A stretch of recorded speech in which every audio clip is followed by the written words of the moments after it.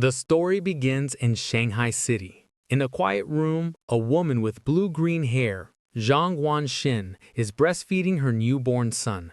She tells her baby, Tenchen, how lucky he is to just eat and sleep, smiling that while she's losing sleep over him, it's worth it if he grows up healthy. Unknown to her, the baby is not ordinary. He is reincarnated and has the consciousness of his former life. As he feeds, he notes his brain isn't fully developed, yet he is aware. A blue game-like status screen appears, identifying him as Lin Zichen, 33 days old, with the biological level of ordinary Tier 1. He realizes he has a special cheat ability. At 3 months old, Lin Zichen is in his crib while his parents, Zhang Guanxin and Lin Yan, watch him. His father remarks on how physically gifted the baby seems, predicting he will become a mighty gene fuser or at least a cyborg. As they speak, Lin Zichen is kicking. A system notification announces he has kicked 10,000 times, granting him the biological attribute Use and Advance. This skill allows any part of his body he trained to grow infinitely stronger within carbon-based limits. He feels his strength grow and wonders what his father meant by gene fusers and cyborgs, imagining superheroes. By 4 months old, Lin Zichen has learned to sit up and crawl. To avoid frightening his parents with his unnaturally fast development, he trains only at night. Each time he crawls, his system rewards him with points. A month later, at 5 months old, he has mastered walking. At 6 months, he can finally sit up and crawl in front of his parents without it seeming too strange.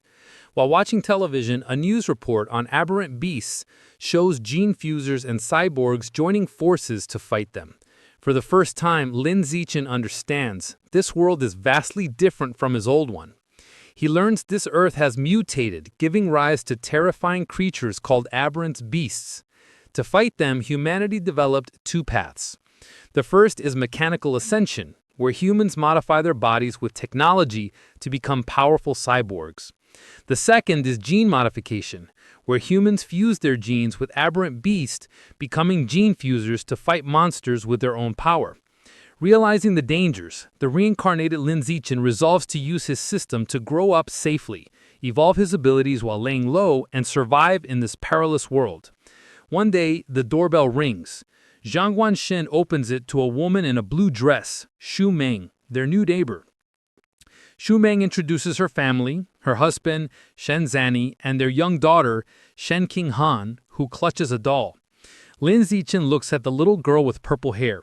He acknowledges Shen Han as his first friend in this new world, sensing their destinies will one day be tightly bound. Time passes and Lin Zichen dedicates himself to training.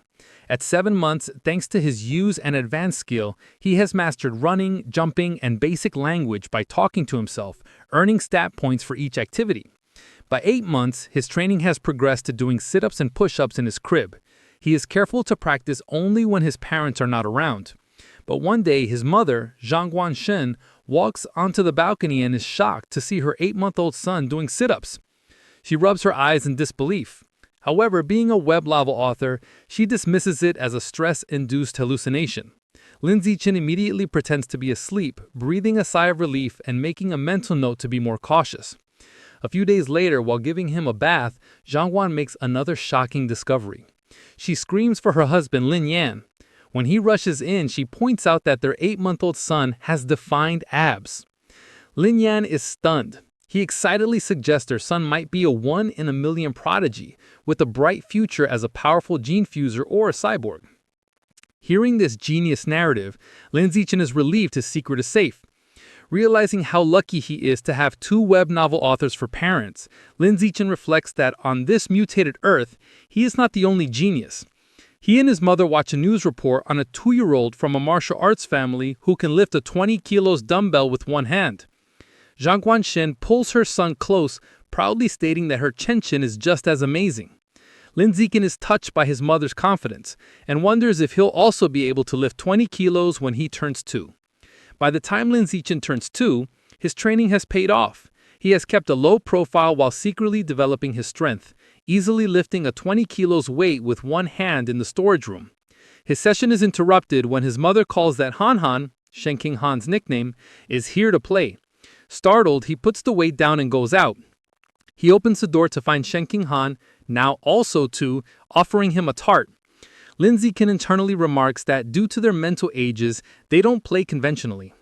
While Han Han is a typical toddler, he uses every moment to train. He has found a unique way to spend time with her.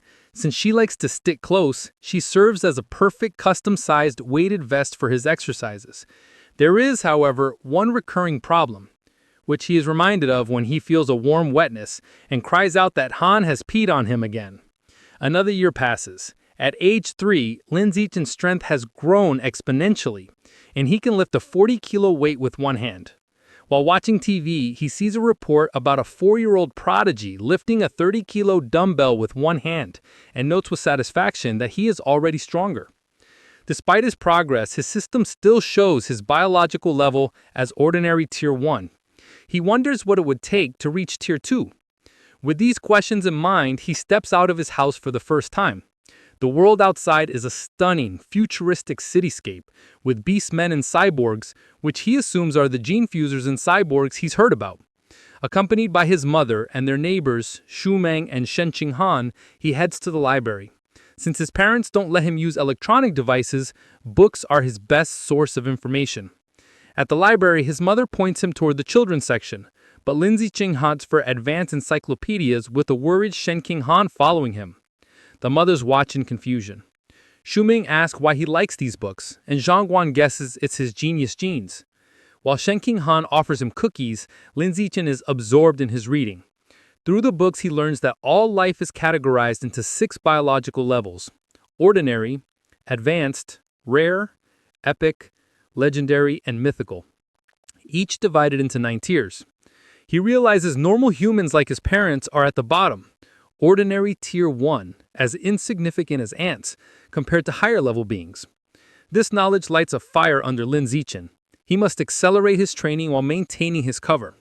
His system alerts him to a new quest: read 100 million characters to be rewarded with the celestial root of wisdom. Excited to train both mind and body, he accepts. For the next year, Lin Zichen splits his time between physical training and voracious reading. At age 4, he and Shen King Han begin kindergarten, holding hands with their IR teacher, Miss Jiang Mei. His hard work pays off. Soon after starting school, he breaks through to ordinary Tier 2. His physical prowess is immense. He can lift an 80-kilo weight with one hand, high jump 1.2 meters, and sprint 100 meters in under 11 seconds. Outstanding stats for an adult, let alone a kindergartner. One day, he finds children surrounding a crying Shen King Han, calling her a bedwetter. Seeing his friend bullied, he knows he must act. He leaps dramatically into the center of the bullies. He glares and unleashes a terrifying threat. If anyone bullies Han Han again, he will pee on their bed every day. The childish but menacing threat works. The bullies burst into tears, vowing never to return to kindergarten. Shen King Han looks at her protector with admiration. This act unlocks a new achievement, the title of Kindergarten Kid King, and a new series of quests. He is delighted he can work on multiple quests at once. Half a year later, he completes his reading quest. Having read 100 million characters, he is awarded the celestial root of wisdom, granting him a perfect eidetic memory and peak human learning ability. Time flies, and soon he and Shen King Han are almost 7, posing for their kindergarten graduation photo. Even during vacation, Lin Zichen does not rest, now strong enough to train with the massive 200-kilo barbell. During the vacation, his abilities reached new heights. He could leap over 2 meters high and had broken the 8-second barrier in the 100-meter dash with a time of 7.98 seconds. His mind was just as sharp, boosted by his new attribute. He had already finished most of the elementary school curriculum. His new life began at Sunshine Elementary School. Because he was already self-studying advanced subjects, academic competitions were easy. He effortlessly took first place at the National Elementary School Academic Competition, just to unlock his title as quickly as possible. Whenever he had free time, he would give Shen King Han private tutoring. Though not an exceptional talent, she was diligent. With his help, her grades improved dramatically, and after one semester she was ranked second in the class, with Lin Zichen holding first place. To speed up his quest, he also participated in school sports meets, breaking every record. Just when he thought his school life would continue in this predictable routine, a special new transfer student appeared. The teacher introduced the newcomer, a girl with long silvery blue hair named Bai Hing. Lin Zichen immediately knew she was different. As she stood in the doorway, he could sense a faint, unusual aura that did not belong to a normal human. As the new transfer student, Bai Shui walks to find a seat, the other students watch her curiously. Shun Qinghan leans over to Lin Zichen, whom she calls Shao Chen, and whispers about how pretty Bai Shui's hair is, like winter snowflakes. However, Lin Zichen is not in the mood to discuss aesthetics. As Bai Shui sits near him, his mind is on the strange, non-human aura he senses from her. He wonders if she could be a gene fuser or the descendant of one. In the following days, Bai Shui proves to be an enigma. She doesn't speak to anyone and lays her head on her desk the moment class ends, remaining motionless. She barely even gets up for the restroom. At first, students are curious, even taking photos with her while she sleeps. But as her behavior doesn't change, they lose interest and the classroom returns to its routine. This peace is shattered over a month later. A bizarre phenomenon begins. Bai Shui starts to secrete a viscous white liquid. The substance has a foul odor and drips down her clothes and legs. The other students react with disgust, complaining about the terrible smell. A mean-spirited boy sneers a crude comment about the liquid and then pours his water bottle over her head, claiming he's washing her out. Humiliated and soaked, Bai Shui clenches her fists on the desk and tears stream down her face as she begins to cry, her shoulders shaking with silent sobs. The bullies erupt in cruel laughter at her distress. Watching from their desks, Shun Qinghan turns to Lin Zichen with a worried expression, asking if they can help poor Bai Shui. Lin Zichen is confused. He had sensed Bai Shui was dangerous, so he can't understand why she is crying. He agrees to help. As he walks towards the bullies, he reevaluates his assessment. While he still doesn't understand her, he realizes that for now, she isn't a threat. She is just a weak girl being bullied, and he has to step in. Lin Zichen walks up to the main bully and grabs him by the collar, calling out his name, Guan Chun. With a menacing smile, he orders the boy to wipe the water off Bai Shui's desk. Guan Chun is terrified and stammers that he'll wipe it up right away. The other bullies know they are in trouble.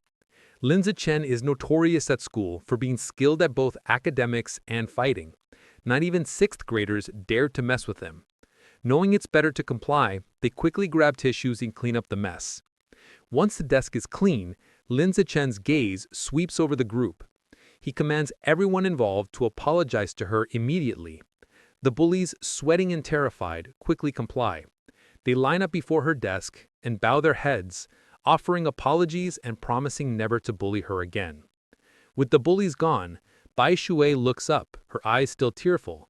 She gratefully thanks both Lin Zichen and Shun Qinghan. Shun Qinghan puts a comforting hand on Bai Shui's shoulder, telling her that classmates are supposed to help each other. From that day on, Shun Qinghan makes it her mission to befriend the quiet, white-haired girl, always dragging Lin Zichen along. The three begin spending their free time together. Shun Qinghan is especially kind, always sharing her tastiest snacks with Bai Shui first. During one of these moments, as Shun Qinghan offers her a treat, Bai Shui hesitates. She looks at them and asks if they aren't disgusted by her because she smells so bad. She explains she's sorry for not trusting them, but since she was little, she has always been ostracized by everyone. Having someone be nice to her feels so unreal that she thinks she must be dreaming. Bai Shui looks up in surprise when Shun Qinghan tells her firmly that this is not a dream. She smiles gently and says she knows what it's like, so she would never be disgusted by her. She declares that as long as Bai Shui is willing, they will be friends forever, pulling a slightly exasperated Lin Zichen into the promise. Overcome with emotion, Bai Shui tightly hugs Shun Qinghan. Tears of gratitude stream down her face as she thanks them for their kindness. After composing herself, she tells them she wants to give them a gift in return. She holds out a necklace with a pair of beast fangs, explaining it was a birthday present from her mother. She gives it to them, hoping it can be a symbol of their friendship. Shun Qinghan enthusiastically agrees, and the three children stand together in the schoolyard as the sun sets, joyfully declaring they will be friends forever. However, just as their newfound friendship was solidified, the unexpected happened. One day, Shen Qinghan is stunned to learn that Bai Shui has transferred out of the school. Lin Zichen confirms it, revealing that he saw her filling out the withdrawal papers. He flashes back to watching from the principal's office doorway. He saw Bai Shui with the principal and a large, intimidating man with cybernetic arms. The principal assured the man that Bai Shui's paperwork was complete and her information will be kept confidential. The encounter confirmed Lin Zichen's suspicions that Bai Shui's identity was not simple. From that day on, he never saw Bai Shui again, left to wonder about her. But he notes that the events that followed were what truly captured his attention. Sometime later, Lin Zichen is at home giving his mother, Jiang Wanxin, a shoulder massage.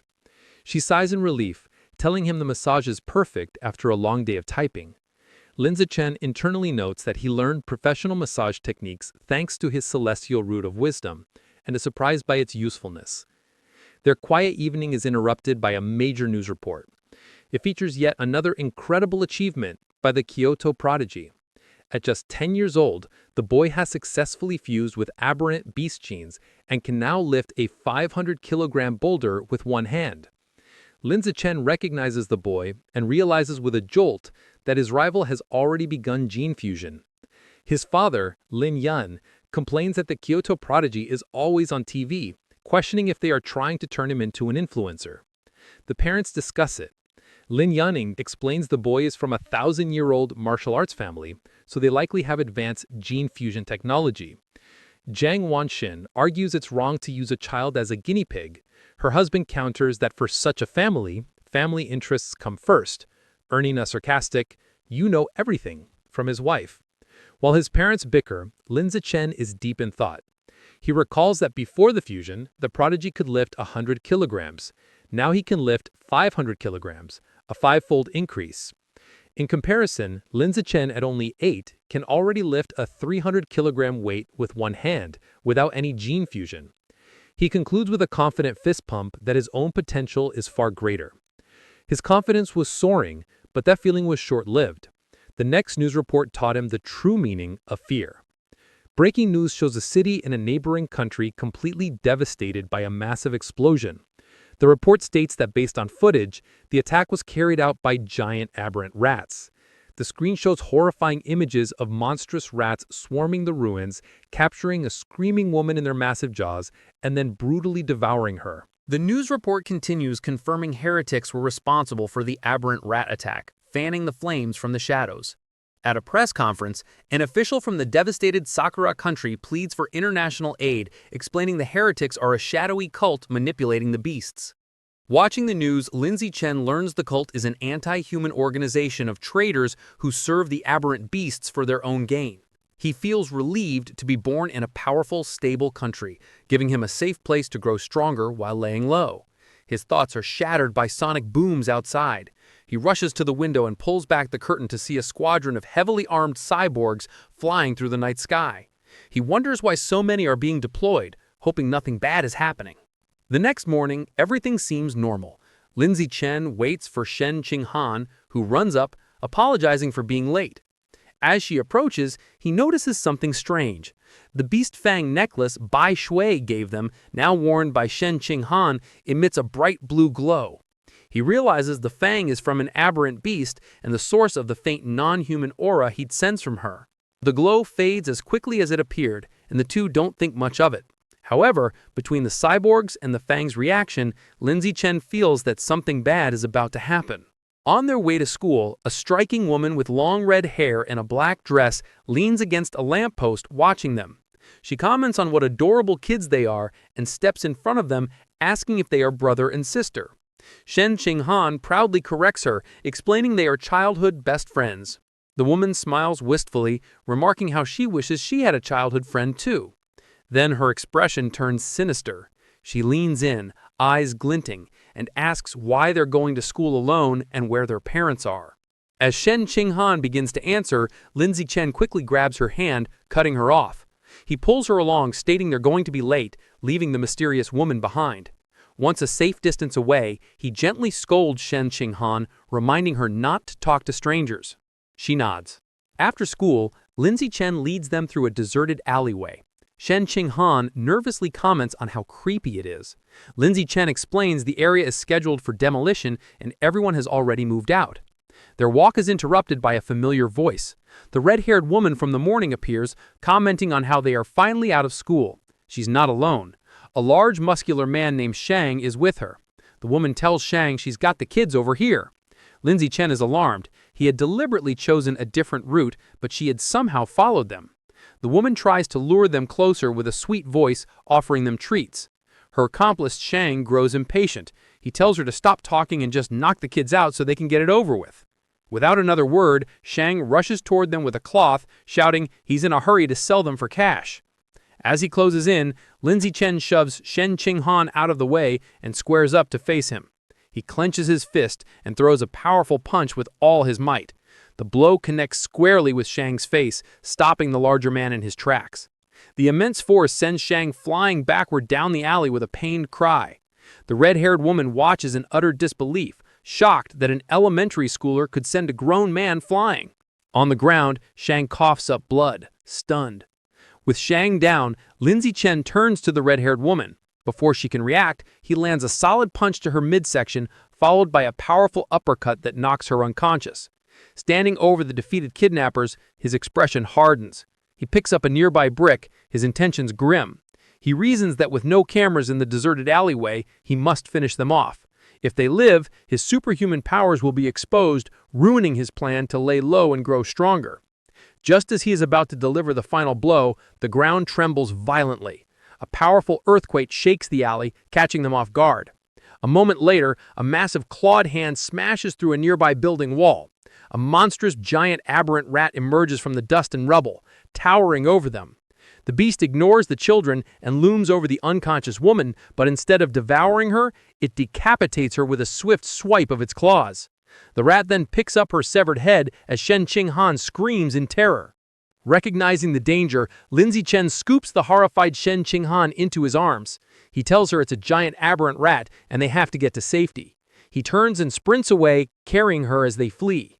As they escape, a flash of red and gold streaks through the sky. A female cyborg with blonde hair and rabbit ear attachments on her helmet dives into the alley. She moves with incredible speed, a blur of motion as she zips past the rat. Shen Qinghan, looking over Lindsay Chen's shoulder, exclaims how unbelievably fast the cyborg is. The cyborg lands gracefully behind the monster. Facing the rat, the female cyborg prepares her attack. Her gauntlet glows as she charges her weapon and announces anesthetic smoke. She fires projectiles at the monster, causing massive explosions that rock the alley. Lindsay Chen shields Shen Qinghan from the blast. The aberrant rat is caught in the fiery explosions, roaring in pain, and is left dazed by the anesthetic smoke. Seeing her opening, the cyborg surges forward and finishes off the weakened beast in a flurry of strikes.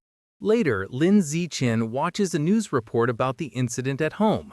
He analyzes the fight, concluding the cyborg's power level probably isn't very high. He reasons she had to weaken the rat first, and it still took her 7 minutes to kill it.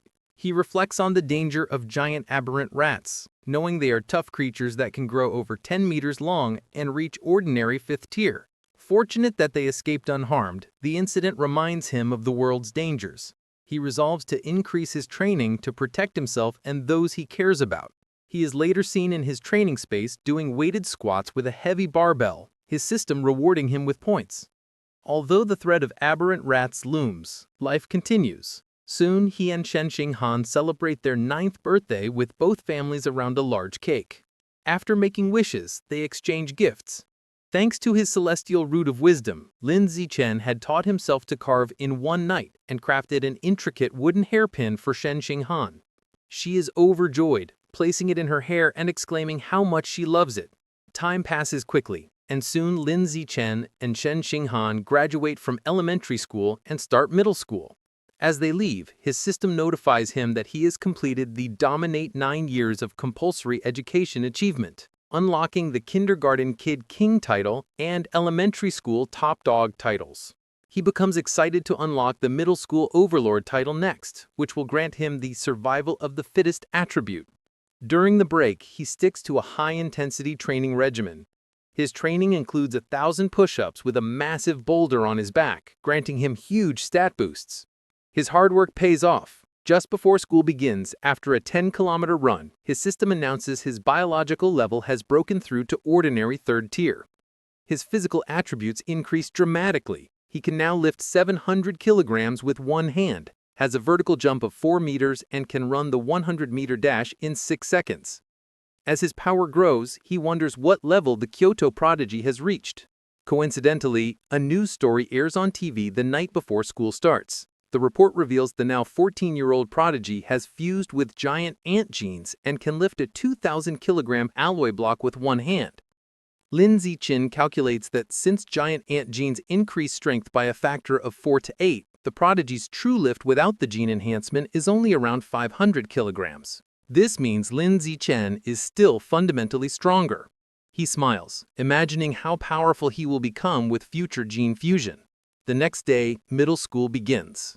Because he was the city's top student, all the best middle schools tried to recruit him. He accepted the invitation from Shanghai Middle School, but only if Shen Xinghan could be in his class. During registration, they are welcomed by the principal and their new homeroom teacher, who express how much they are counting on him. After a few pleasantries, he makes an excuse and leaves with Shen Xinghan. The real reason he chose Shanghai Middle School was for its excellent athletic facilities. They had planned to play badminton on the school's court before classes officially started. On the court, an excited Shen Xinghan tells Lin Ziqin they should start. She serves with a flourish, calling out her fairy's curveball. Lin Ziqin easily catches the shuttlecock mid-air, but their game is interrupted. A group of upperclassmen approaches, and their leader, in a backward cap, snatches the shuttlecock, informing them the court is reserved. His friends mockingly offer to let Shen Xinghan stay and spar with them.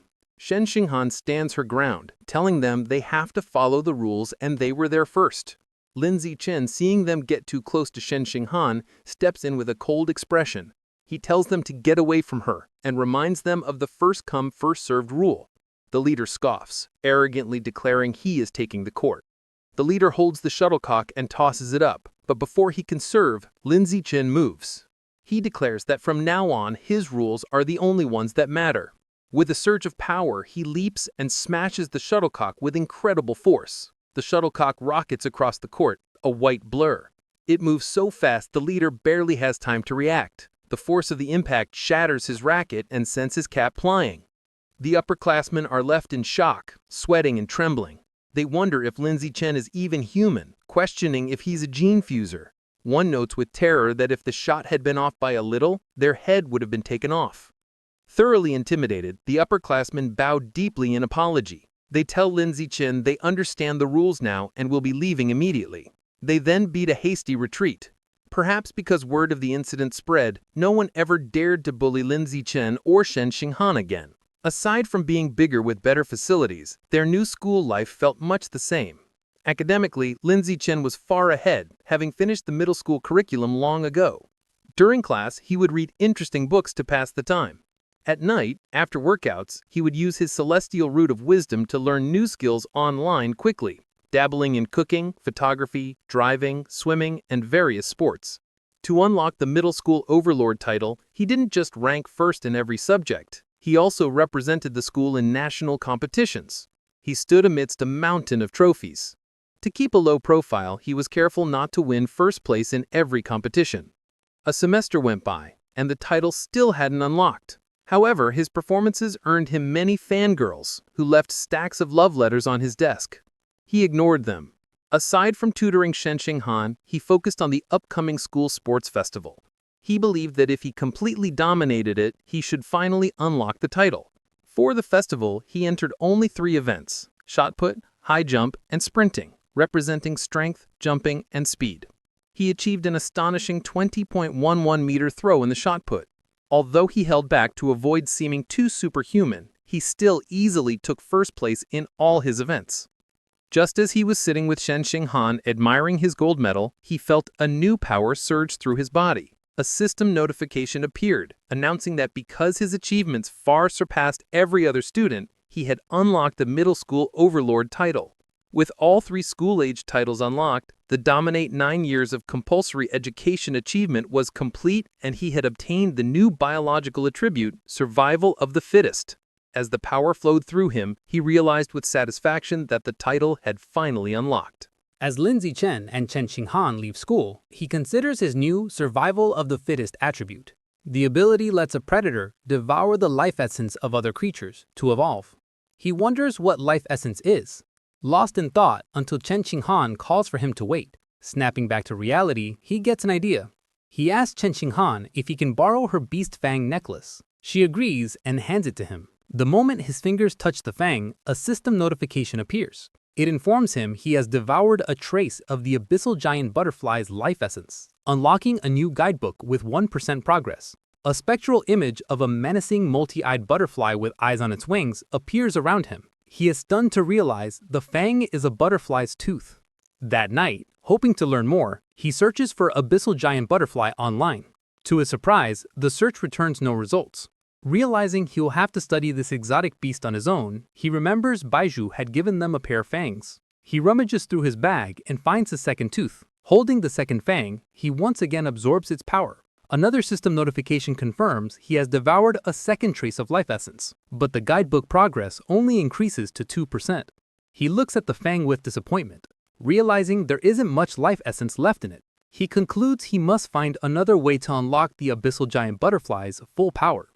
The next day after school, to boost his training and ensure a quick escape route from any aberrant beasts, Lin Zichen starts biking Chen Qinghan to and from school every day. As they leave the school grounds, a man calls out to him. Zichen. The man in a tracksuit stops them and introduces himself as Coach Guao from the school's martial arts team. He praises Lin Zichen's performance at the sports meet as the best in school history.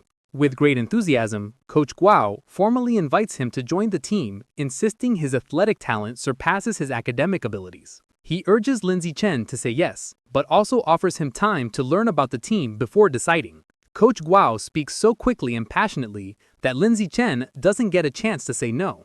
Waving goodbye as they ride off, the coach tells them the martial arts team is in room C of the gym and that he'll be waiting for him if he's free to visit the next day.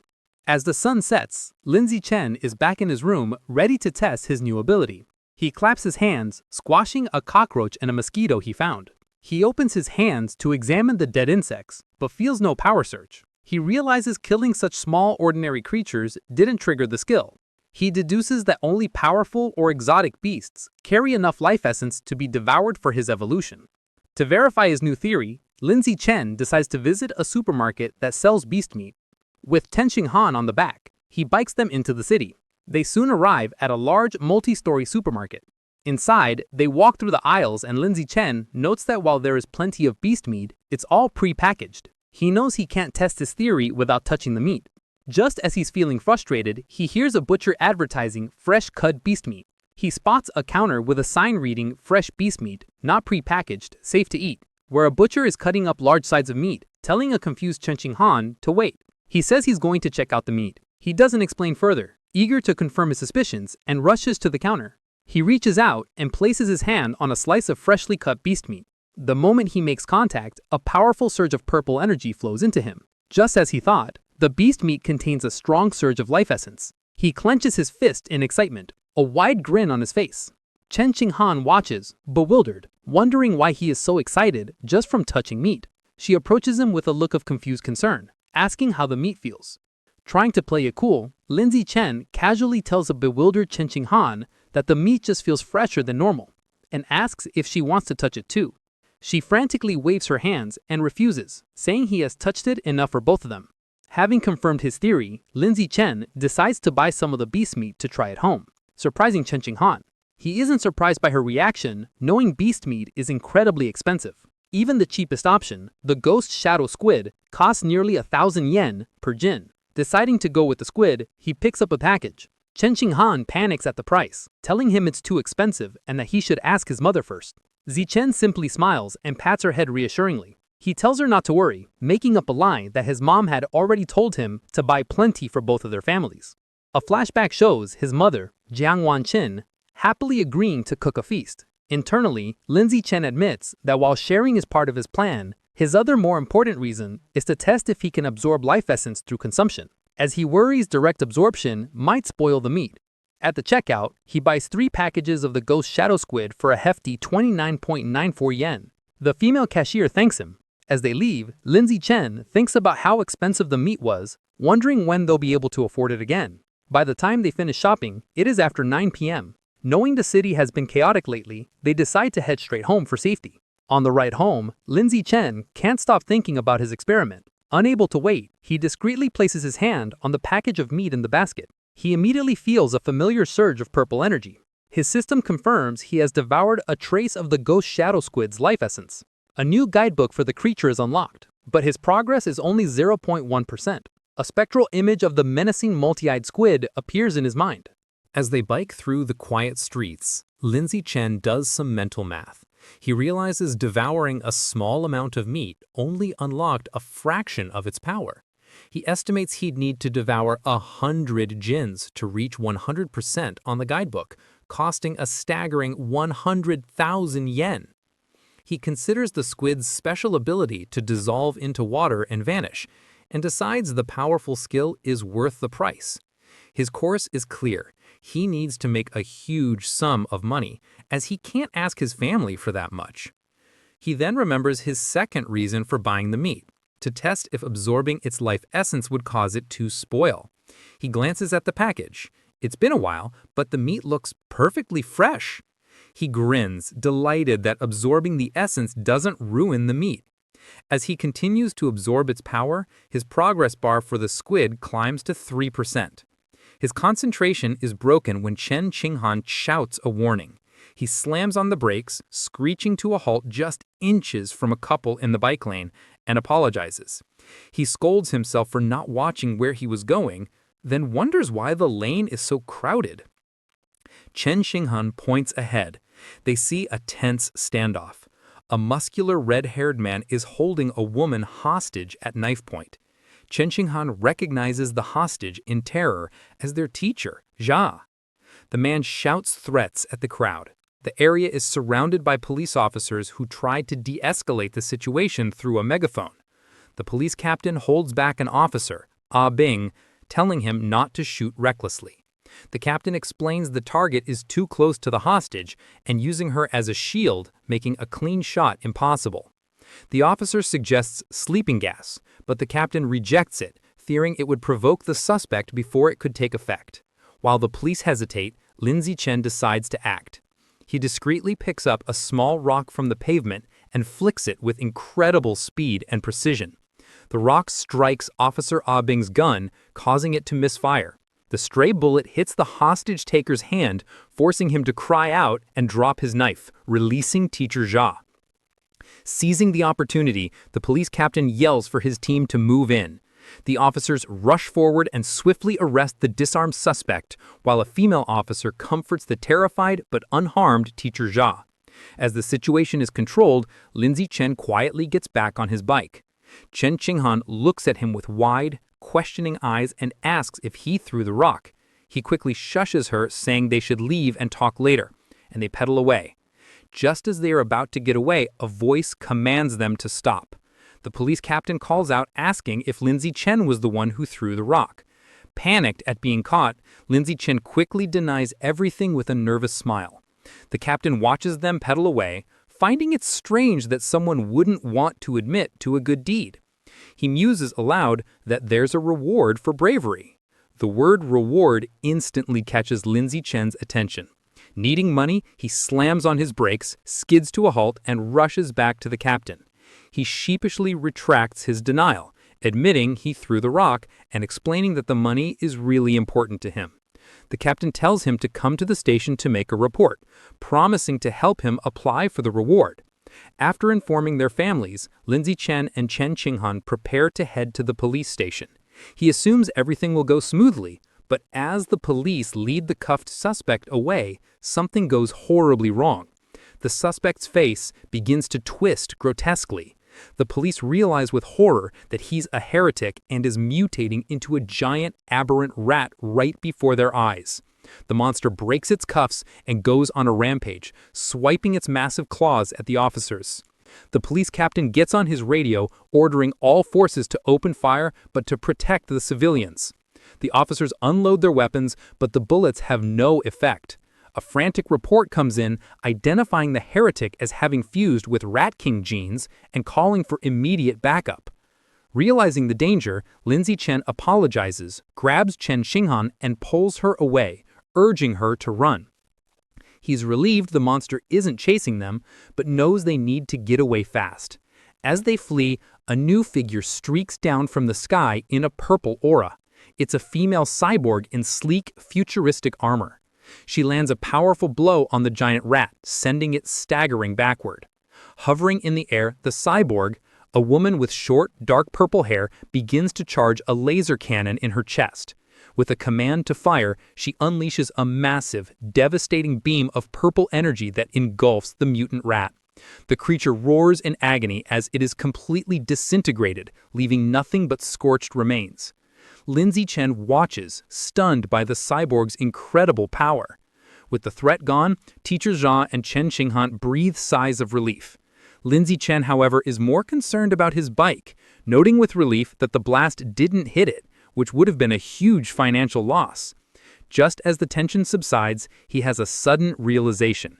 He looks into the bike's basket and sees the expensive ghost shadow squid meat has spoiled, giving off a foul smell. He now understands his initial theory was correct.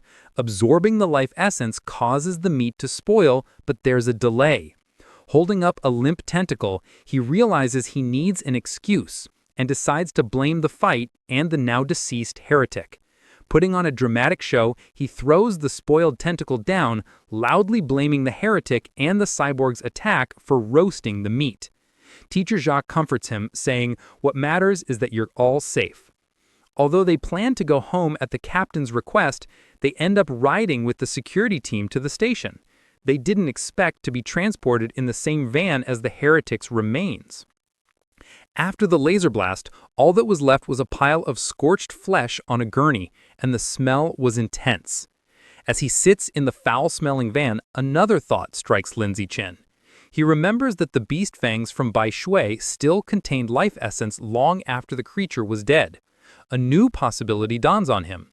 Could there be life essence left in this corpse as well? And if so, could he devour the corpse's Rat King gene for himself? Sitting in the police van, Lindsay Chen wonders how much of the Rat King gene he can devour from the heretic's scorched corpse. Deciding to find out, he discreetly reaches his hand toward the remains. The moment he makes contact, he feels a powerful surge of red energy. His system confirms he has devoured a trace of the giant mutant rat's life essence, unlocking its guidebook with an impressive 5% progress. He is shocked by how much he absorbed and realizes the freshness of the source is directly proportional to the amount of life essence he can obtain. The escorting officer, A. Bing, notices his movement and tells him to sit still. Lindsay Chen quickly claims he just needed to stretch. Later at the public security office, he knows that while A. Bing was easy to fool, the security captain is sharper.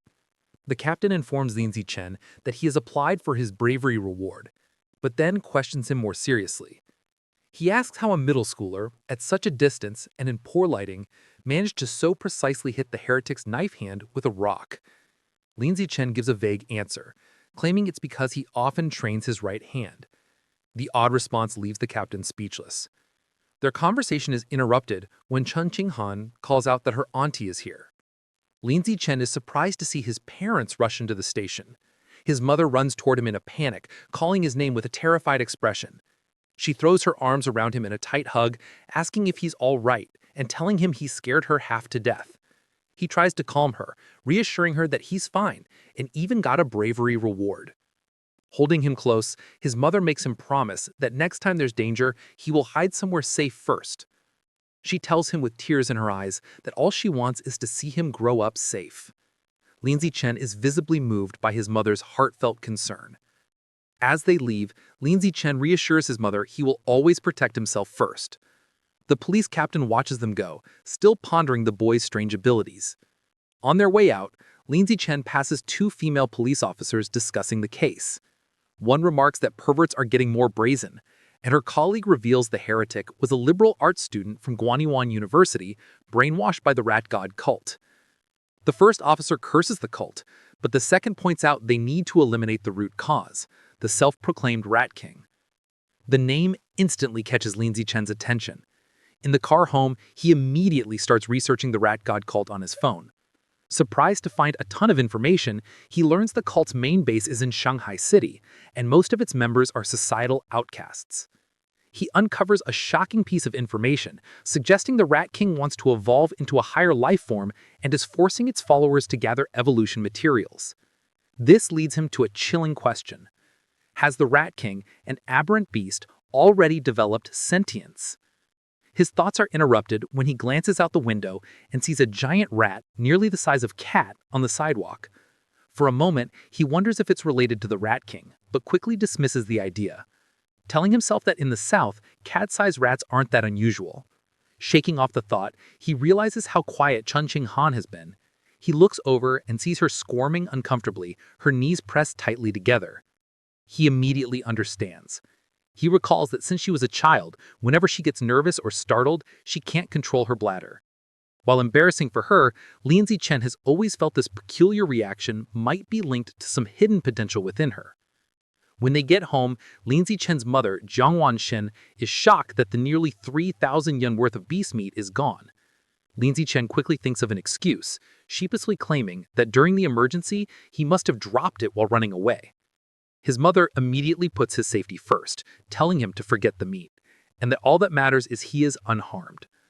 Lin Zichen breathes an internal sigh of relief, glad he fooled his mother. However, his father, Lin Zhansen, is more stubborn. He announces he is going back to look for the expensive meat, boasting that a fated wage slave like him is tough. Lin Zichen tries to stop him, arguing it's too dangerous and the meat is already spoiled. His father becomes suspicious, asking how he could know it had gone bad. Sweating nervously, he quickly claimed it was an obvious guess. Meanwhile, back at the now empty public security office, the police captain is still pondering the night's events. As he smokes a cigarette, he can't shake the question of how an ordinary middle schooler could have thrown a rock with such incredible power and precision. Suddenly, he hears a strange noise from the corner. His eyes widen in shock as he sees a massive rat, far larger than any normal rodent, perched on top of the filing cabinets. Before he can react, the giant rat leaps down. The captain instantly draws his pistol and opens fire. The confrontation is swift and violent, ending in a bloody blur. The next day in class, Lin Zichen sighs at his desk. Reflecting on the previous night, he concludes he is still too weak compared to the powerful heretic and the female cyborg. He needs to make money fast to buy more beast meat like the ghost shadow squid to fill his guidebook's progress bar.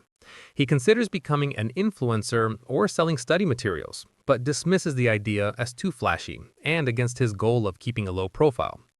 Suddenly, an idea strikes him. He remembers that in this world, martial arts and gene fusion are more important than academics. He decides it is time to act. Later, he heads to the gym where the martial arts team practices in Building C. He finds Coach Guo drinking from a thermos and greets him. A surprised Coach Guo asks if he's here to join or just to learn more about the team. Instead of answering, Lin Zichen leans in and discreetly asks if joining the team offers a chance to compete in city tournaments, and if the prize money is high. The coach smiles, confirming he would have a chance and that prizes are worth tens of thousands of dollars. With his main concern addressed, Lin Zichen shakes the coach's hand and announces he is joining the martial arts team today. Coach Guo happily welcomes him.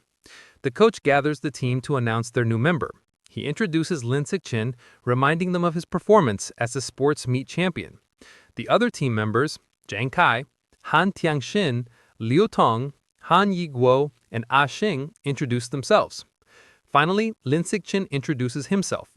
Since Lin Zichen has no formal martial arts training, Coach Guo demonstrates basic fist and leg techniques. The coach explains the moves look simple but are difficult to master, noting that the team's fastest learner, Li Xiutong, took a week to perfect them. He then encourages Lin Zichen to try. Lin Zichen assumes a ready stance. Thanks to his celestial root of wisdom attribute, which grants him heaven-sent martial insight, he already memorizes and understands every detail of the demonstration just by watching. As he practices the fist techniques, a system notification awards him points in vitality, strength, dexterity, and proficiency. He executes the hand and fist movements with flawless precision and speed. He transitions seamlessly into the leg techniques, performing powerful, fluid kicks. Another system notification grants him points for his leg muscles, dexterity, and proficiency. The coach and the team watch in stunned silence. The coach's jaw drops and almost fumbles his thermos, unable to believe it. He wonders how someone could learn the complex forms perfectly after one look. Staring at the flawless performance, a single thought forms in his mind. He must be a once-in-a-million martial arts prodigy. That evening in Shanghai, Lin Cixin's mother, Jiang Wangxin, calls him for dinner. He rushes out eagerly, spoon in hand, asking what she made. She proudly presents a large platter of the ghost shadow squid he wanted. The aroma is incredible, and he tells his mother how amazing it smells. She urges him to eat while it is hot. He takes a bite and praises her cooking as the best in the world. Pleased, she tells him to eat a lot, as she bought 3 full gins for him. As he eats, a system notification appears. He devours a trace of the ghost shadow squid's life essence by consuming it, bringing his guidebook progress bar to 3.01%. He realizes with frustration that eating the meat works just as well. If he had known, he wouldn't have spoiled the first batch by touching it. While they eat, a news report catches their attention. It is about a 14-year-old genius girl, the youngest cyborg in history. After fusing with an energy core, her energy system grants her superhuman abilities, lifting a 5,000-kilogram SUV with one hand, sprinting 100 meters in 3 seconds, and jumping 8 meters vertically. Watching this, Lin Cixin ponders the debate in his world between the Kyoto prodigy's gene fusion and this girl's cybernetics. Which path is stronger? His thoughts are interrupted by another breaking news story. It announces that the security captain they met, Hun Shen, is killed in his office. Surveillance footage shows he is attacked and devoured by a giant rat that infiltrates the station. Medics are shown wheeling his body into an ambulance. Lin Cixin is horrified. He recalls the large rat he saw the night before and wonders if it is connected. He imagines a giant rat rampaging through the city. The captain's death is a grim reminder of the escalating danger. Staring intently, Lin Cixin decides he must intensify his training immediately. Following the police captain's death, Lin Cixin dedicates himself to a grueling training regimen. After intense practice, he can now sprint 100 meters in a blistering 4.61 seconds. His physical power skyrockets. His vertical jump is 5.3 meters, and he can lift an astounding 1,200 kilograms with one hand. In addition to his personal training, he continues his martial arts practice with the school team, hoping to boost his strength quickly for the upcoming tournament. The next morning at school, he heads to the gym to practice with a curious Shen Qinghan tagging along. On their way, a girl with pink hair warmly greets Lin Cixin and offers him a bottle of fresh milk. He politely declines, thanking her, and walks past with Shen Qinghan, leaving the girl disappointed. Watching from a distance is his teammate Zheng Kai. He clenches his fist in anger, resentful that the person who beat him at the sports meet is rejecting a gift from the girl he admires. Unable to contain his frustration, Zheng Kai rushes forward and blocks their path. He confronts Lin Cixin, scolding him for his poor manners and for hurting the girl's feelings. When Lin Cixin calmly explains he's allergic to milk, Zheng Kai refuses to believe him and calls him a liar. Enraged, Zheng Kai points at Lin Cixin and challenges him to a spar. He sets the terms. If he loses, he will never bother Lin Cixin again. But if Lin Cixin wins, he must drink the whole bottle of milk. Just as the challenge is issued, a new system notification appears. A new achievement mission is triggered. Defeat 1,000 different opponents in formal competition for the survival of the fittest biological trait. A sly grin spreads across Lin Cixin's face. This is the opportunity he has been waiting for. Surrounded by a menacing purple aura, he accepts the challenge, his eyes glinting with anticipation as he agrees to the spar. Word of the duel spreads quickly through the school. 2 students excitedly decide to go watch the fight between the popular junior Lin Cixin and a senior. By the time they arrive, the gym is packed with onlookers forming a large circle around the sparring area. The crowd clearly favors Lin Cixin.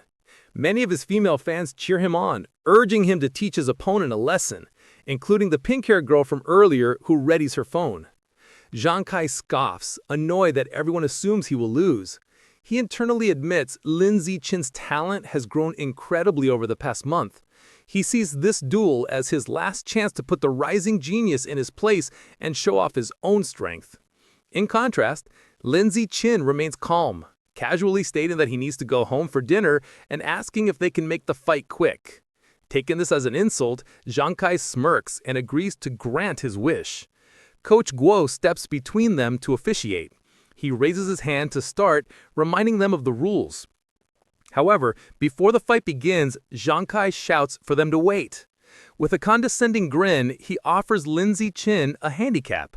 He points out that he has trained for nearly 2 years, while Lin Zichen is a novice of only a month.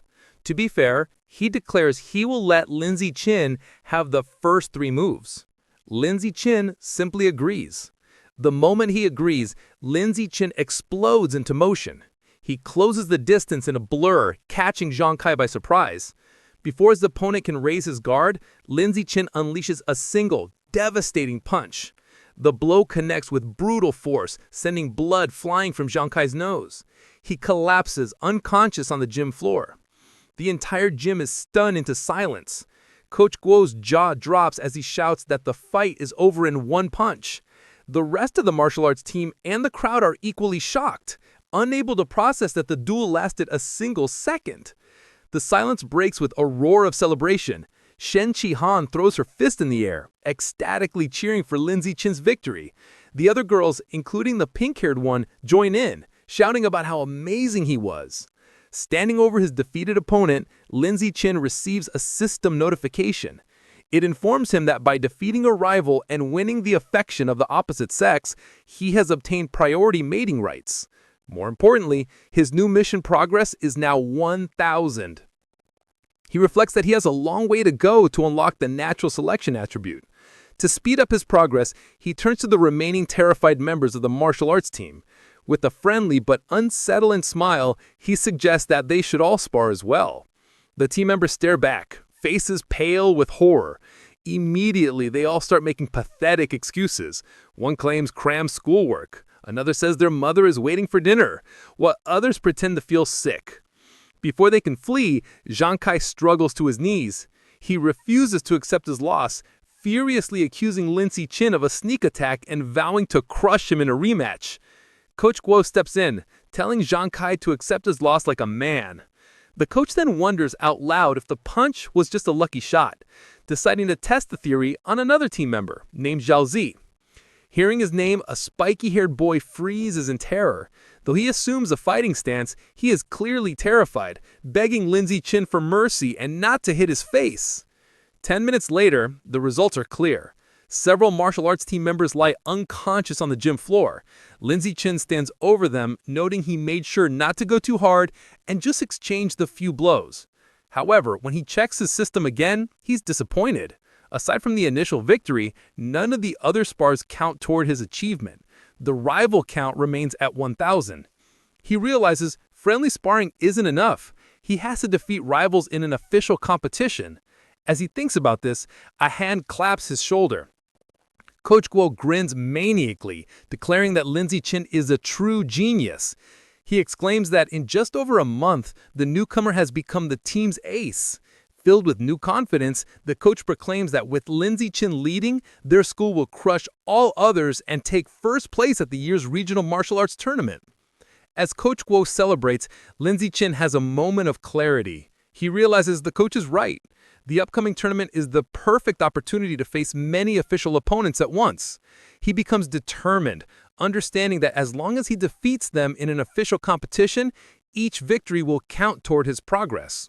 His thoughts are interrupted when a defeated Zhang Kai calls his name. Having regained consciousness, Zhang Kai stands, points at Lin Zichen, and formally accepts his loss with a bizarre and overly graphic declaration of submission. His strange words leave everyone, including Shen Chi-han, Coach Guo, and Lin Zichen, completely shocked and disturbed. With the duel over, the spectators and coach quickly leave, leaving a bewildered Zhang Kai alone, complaining that he hadn't finished a speech. In this world, high schoolers must choose between martial arts or academics. Given the dangers around them, the martial arts class is considered the superior choice.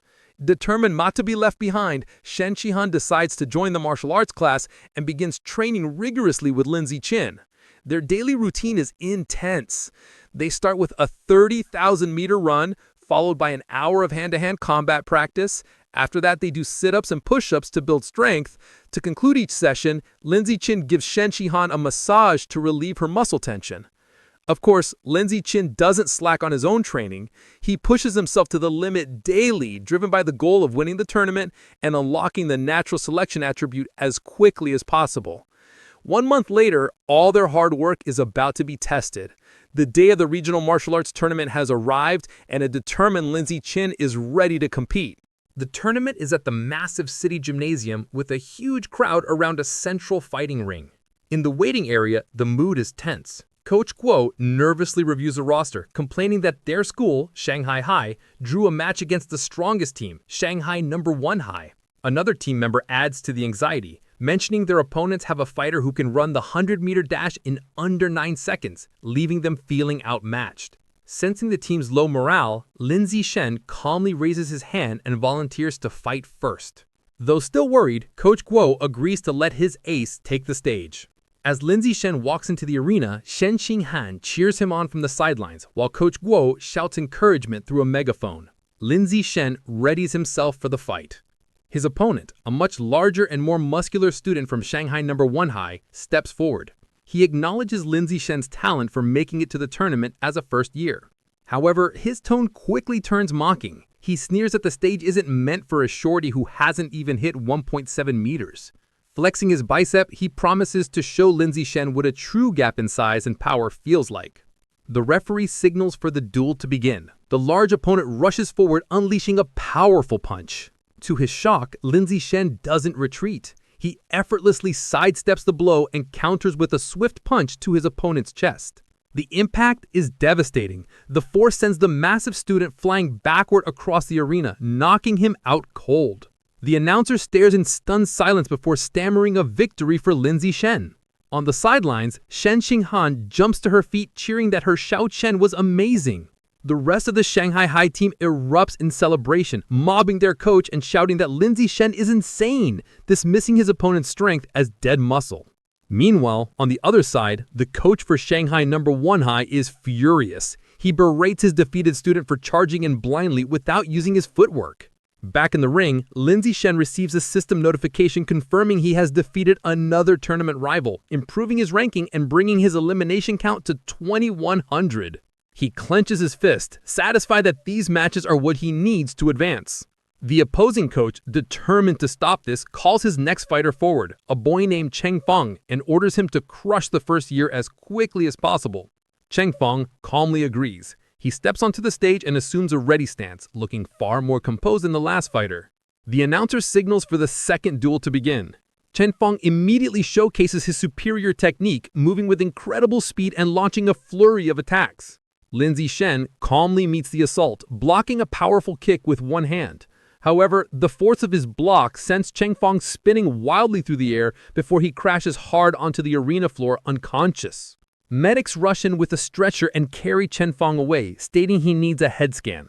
The crowd is left bewildered. They murmur among themselves, questioning what just happened and speculating that the student from Shanghai High must be insanely lucky. Some angry spectators shout that the tournament must be rigged, demanding a refund. However, the coach of Shanghai No. 1 High knows better. Clutching his head in despair, he realizes with dawning horror that this isn't luck. The first year from Shanghai High is the real deal. Back in the waiting area, the coach has a new strategy. He calls his next fighter, a spiky-haired boy named Gao Fei, and gives him strict orders to focus entirely on defense, warning him that he cannot afford to lose.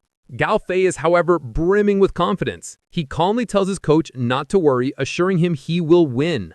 As he walks to the ring, Gao Fei internally dismisses Lin Ziqin's victories. He believes his opponent isn't strong and has only won through tricks. With his superior speed, running the 100-meter dash in under 9 seconds, and greater experience, he is certain he can't lose. The crowd is buzzing. Spectators discuss Gao Fei's reputation, marveling at his speed. One person mentions his father is a gene fusion user, explaining his enhanced abilities. The consensus is that Lin Ziqin's impressive run is about to end, though they acknowledge his great potential.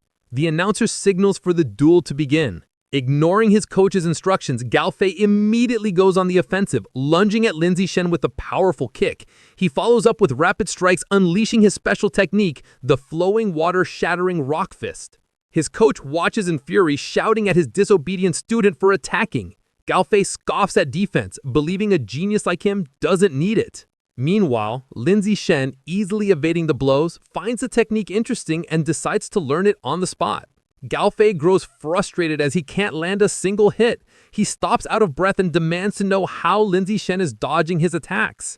Unfazed, Lindsay Shen calmly asks if he has any other moves, taunting him.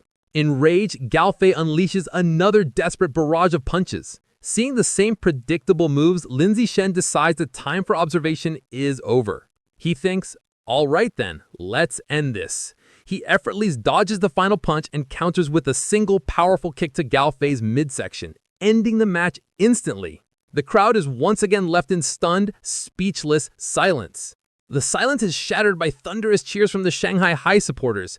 Coach Guo and Shen Qinghan are ecstatic, shouting that their Xiao Chen is a beast and celebrating his third consecutive victory. The rest of the tournament proceeds just as easily. The next few opponents are even weaker. He effortlessly defeats each one, and soon he has single-handedly wiped out all 5 fighters from the opposing team. Over the next 2 days, the story is much the same. He continues his dominant performance, taking down 2 more schools by himself. Thanks to his incredible display, he successfully leads Shanghai High to win the championship.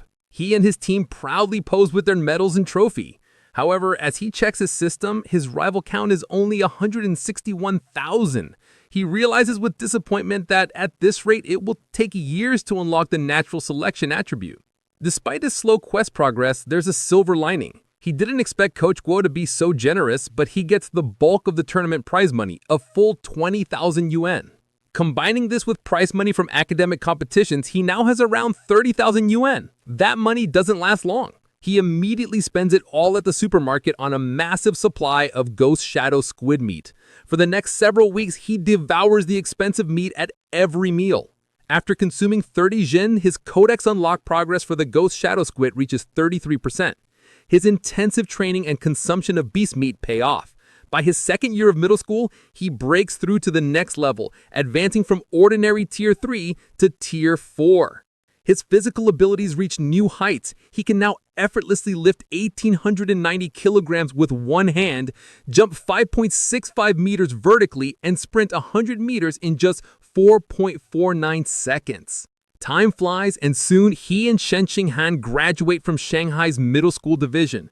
However, when the high school entrance exam results are released, their paths seem destined to diverge. A heartbroken Shen Qinghan sits in her room crying. She asks Lindsay Shen why. After all her hard work, they can't go to the same high school anymore. He explains that while he ranked first in both liberal arts and martial arts, and her academic scores were excellent, her martial arts score wasn't high enough for the elite class at Shanghai High. As he comforts the cries Shen Qinghan, she asks what will happen now. He tells her the principal of Shanghai High is coming to his house, likely to recruit him, and asks if she'll come. Feeling hopeless, she tearfully replies that it has nothing to do with her, as the principal is obviously only coming for him. Taking her hand, Lindsay Shen pulls her up and leads her out of the room. He tells her not to worry. He has a plan. He reveals his one condition for staying at Shanghai High. Shen Qinghan has to be his deskmate. As promised, the principal of Shanghai High visits Lindsay Chen's home. She, his mother, and Shen Qinghan discuss his future for several hours, with the principal expressing how much she wants him to stay at her school. As the meeting concludes, the principal stands to leave. As a final offer, she tells Lindsay Chen that if he agrees to stay, she will grant any request he has. Taking the opportunity, Lindsay Chen states his one condition. Shen Qinghan must be allowed to continue in the same class with him. The principal looks at the nervous Shen Qinghan and confirms her name. Without hesitation, she agrees. With a smile, she tells them both to report to Shanghai High together for the new school year. Overjoyed, Lindsay Chen and Shen Qinghan thank her. With their high school future secured, Lindsay Chen participates in his final junior high martial arts tournament. As expected, his overwhelming power easily leads his team to another championship. He decides to use the prize money to finally unlock the Ghost Shadow Squid Codex. He was only 20% away, and the new prize money was enough to max out the progress bar. Unsure what might happen, he travels to a secluded forest outside Shanghai for safety. Deciding not to waste time, he begins devouring the life essence from the last of the squid meat. A powerful blue energy surrounds him as a system notification confirms he is absorbing a large amount of essence. His eyes widen as he feels a final surge of power, and the Codex progress bar hits 100%. A new notification announces he has unlocked the Ghost Shadow Squid Codex and obtained a new biological attribute, Blessing of Liquid Affinity. The ability enhances his affinity with water, allowing him to move freely and even vanish in aquatic environments. However, as the power settles, he stands in the quiet forest holding the limp squid tentacles and feels his new ability is kind of underwhelming. Still feeling underwhelmed, Lindsay Chen tests his new ability in a nearby pond. He finds his Blessing of Liquid Affinity has some benefits. He can soak for long periods without his skin wrinkling, and swimming is much easier with reduced water resistance. However, there are no other noticeable effects. He sits in the water and rationalizes that since the Ghost Shadow Squid is a low-tier beast, it's fair the ability isn't very powerful. He resolves that to get better attributes, he will either have to save up for higher-grade beast meat or become strong enough to hunt powerful wild mutant beasts himself. The memory of the terrifying giant mutant rats strengthens his resolve, and he clenches his fist, determined to grow stronger. With less than a week before school begins, Lindsay Chen's mother and Shen Qing Han's family decide to go on a trip to better study his new liquid affinity. Lindsay Chen suggests they go to the beach. As they stand in the ocean, Shen Qing Han shivers and complains the seawater is cold. Lindsay Chen, however, feels perfectly at home. He tells her to ease into it, and then dives into the water, swimming with incredible speed. As he moves, his system rewards him with stat points for swimming and diving. From the shore, a nervous Shen Qing Han calls out, asking him to teach her how to swim. Lindsay Chen pops his head out of the water, suddenly remembering his childhood friend doesn't know how yet. He begins patiently teaching her the basics. Given her average athletic talent, he assumes she will struggle. However, Shen Qing Han proves him wrong. She excitedly exclaims that swimming is surprisingly easy, and that she learned it right away, diving effortlessly. She swims gracefully and surfaces with a look of shock. Surprised she can dive without any instruction, Lindsay Chen watches in shock as a strange blue aura of water seems to emanate from her. After she surfaces, she excitedly tells him how amazing it feels. She notes that while opening one's eyes underwater usually stings, she feels no discomfort. In fact, she finds it cool and pleasant. Her words leave Lindsay Chen deep in thought. He watches her swim away, finding the situation unusual. He reasons that even with a natural talent for water, there's no way she could have mastered all the skills so instantly. Her rapid learning is simply not normal. Suddenly, a realization dawns on him. He recalls her lifelong problem with bedwetting. When nervous, he wonders if this weakness is actually a sign of a powerful innate water affinity she was born with. The idea excites him. He becomes convinced she might possess some kind of special cultivation body like a character from his parents' novels. To test his theory, they continue diving.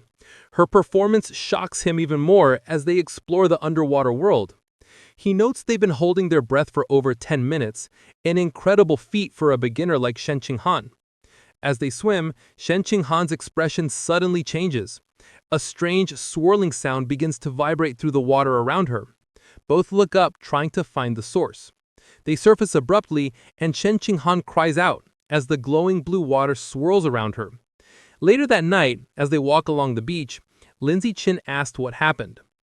Shivering, she explains that underwater, she kept hearing strange and creepy sounds right by her ear.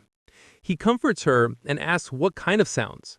She tells him she couldn't understand the language, but it was a female voice that echoed non-stop until she surfaced. To help a frightened Shen Qing Han calm down, Lindsay Chen brings her back to their hotel room. Later, he searches online for information about the strange female voice, but finds no results. Unsettled and unable to sleep, he uses his restless energy to train. As he performs 1,000 weighted sit-ups, he feels a sudden surge of power. A system notification announces his hard work has paid off. He has advanced to ordinary Tier 5. Surprised but pleased, he considers his new strength. He realizes at Tier 5 he is powerful enough to rival a fully grown giant mutant rat. A determined glint appears in his eyes. As he clenches his fist, confident that tearing the beast apart with his bare hands is no longer impossible. Eager to test his new limits, he goes to the empty beach at night. The stat boost is immense. His 100-meter dash time has dropped to a mere 3.64 seconds, and his vertical jump has increased to an incredible 6.98 meters. To test his strength, he finds a nearby car and discovers he can now lift the 1,600-kilogram vehicle with one hand. With this new progress, his life moves forward. The vacation ends, and he and Shen Qinghan begin high school at Shanghai High. On their first day, they arrive early for class duty. Two new female classmates immediately recognize him, whispering excitedly about how handsome he is and how lucky they are to be on duty with him. While he is surprised his classmates know him, something even more unexpected happens. Simply performing class duty triggers a new system quest. The achievement requires completing 1,000 cooperative tasks for a new biological attribute, social animal. As he cleans the classroom with Shen Qinghan, he wonders what this new attribute will do. Since the school year has just begun, he takes the opportunity to visit the Mammoth supermarket after school. Now that he has unlocked the Ghost Shadow Squid Codex, he knows it's time to choose a new target for his ability. As he browses the expensive beast meat section, his eyes lock onto a new item. In one of the refrigerated cases is the packaged head of a savage giant eagle priced at 1998 yuan per jin. An eager grin spreads across his face as he picks up the package, making his decision. This will be his next target. The savage giant eagle is a higher-tier aberrant beast than the ghost shadow squid. It has incredibly powerful vision, 30 times stronger than a normal human's, making it a formidable hunter that can precisely capture even the fastest prey. Back in his room, Lin Zichen examines the eagle meat. He concludes that unlocking its guidebook is a worthy goal, as its enhanced vision would provide a massive combat advantage. He also notes its price of 1,998 yuan per jin makes it one of the more affordable options. He places his hand on the meat, and a blue energy surrounds him as his system confirms he has devoured a trace of the savage giant eagle's life essence, unlocking 1% of its guidebook.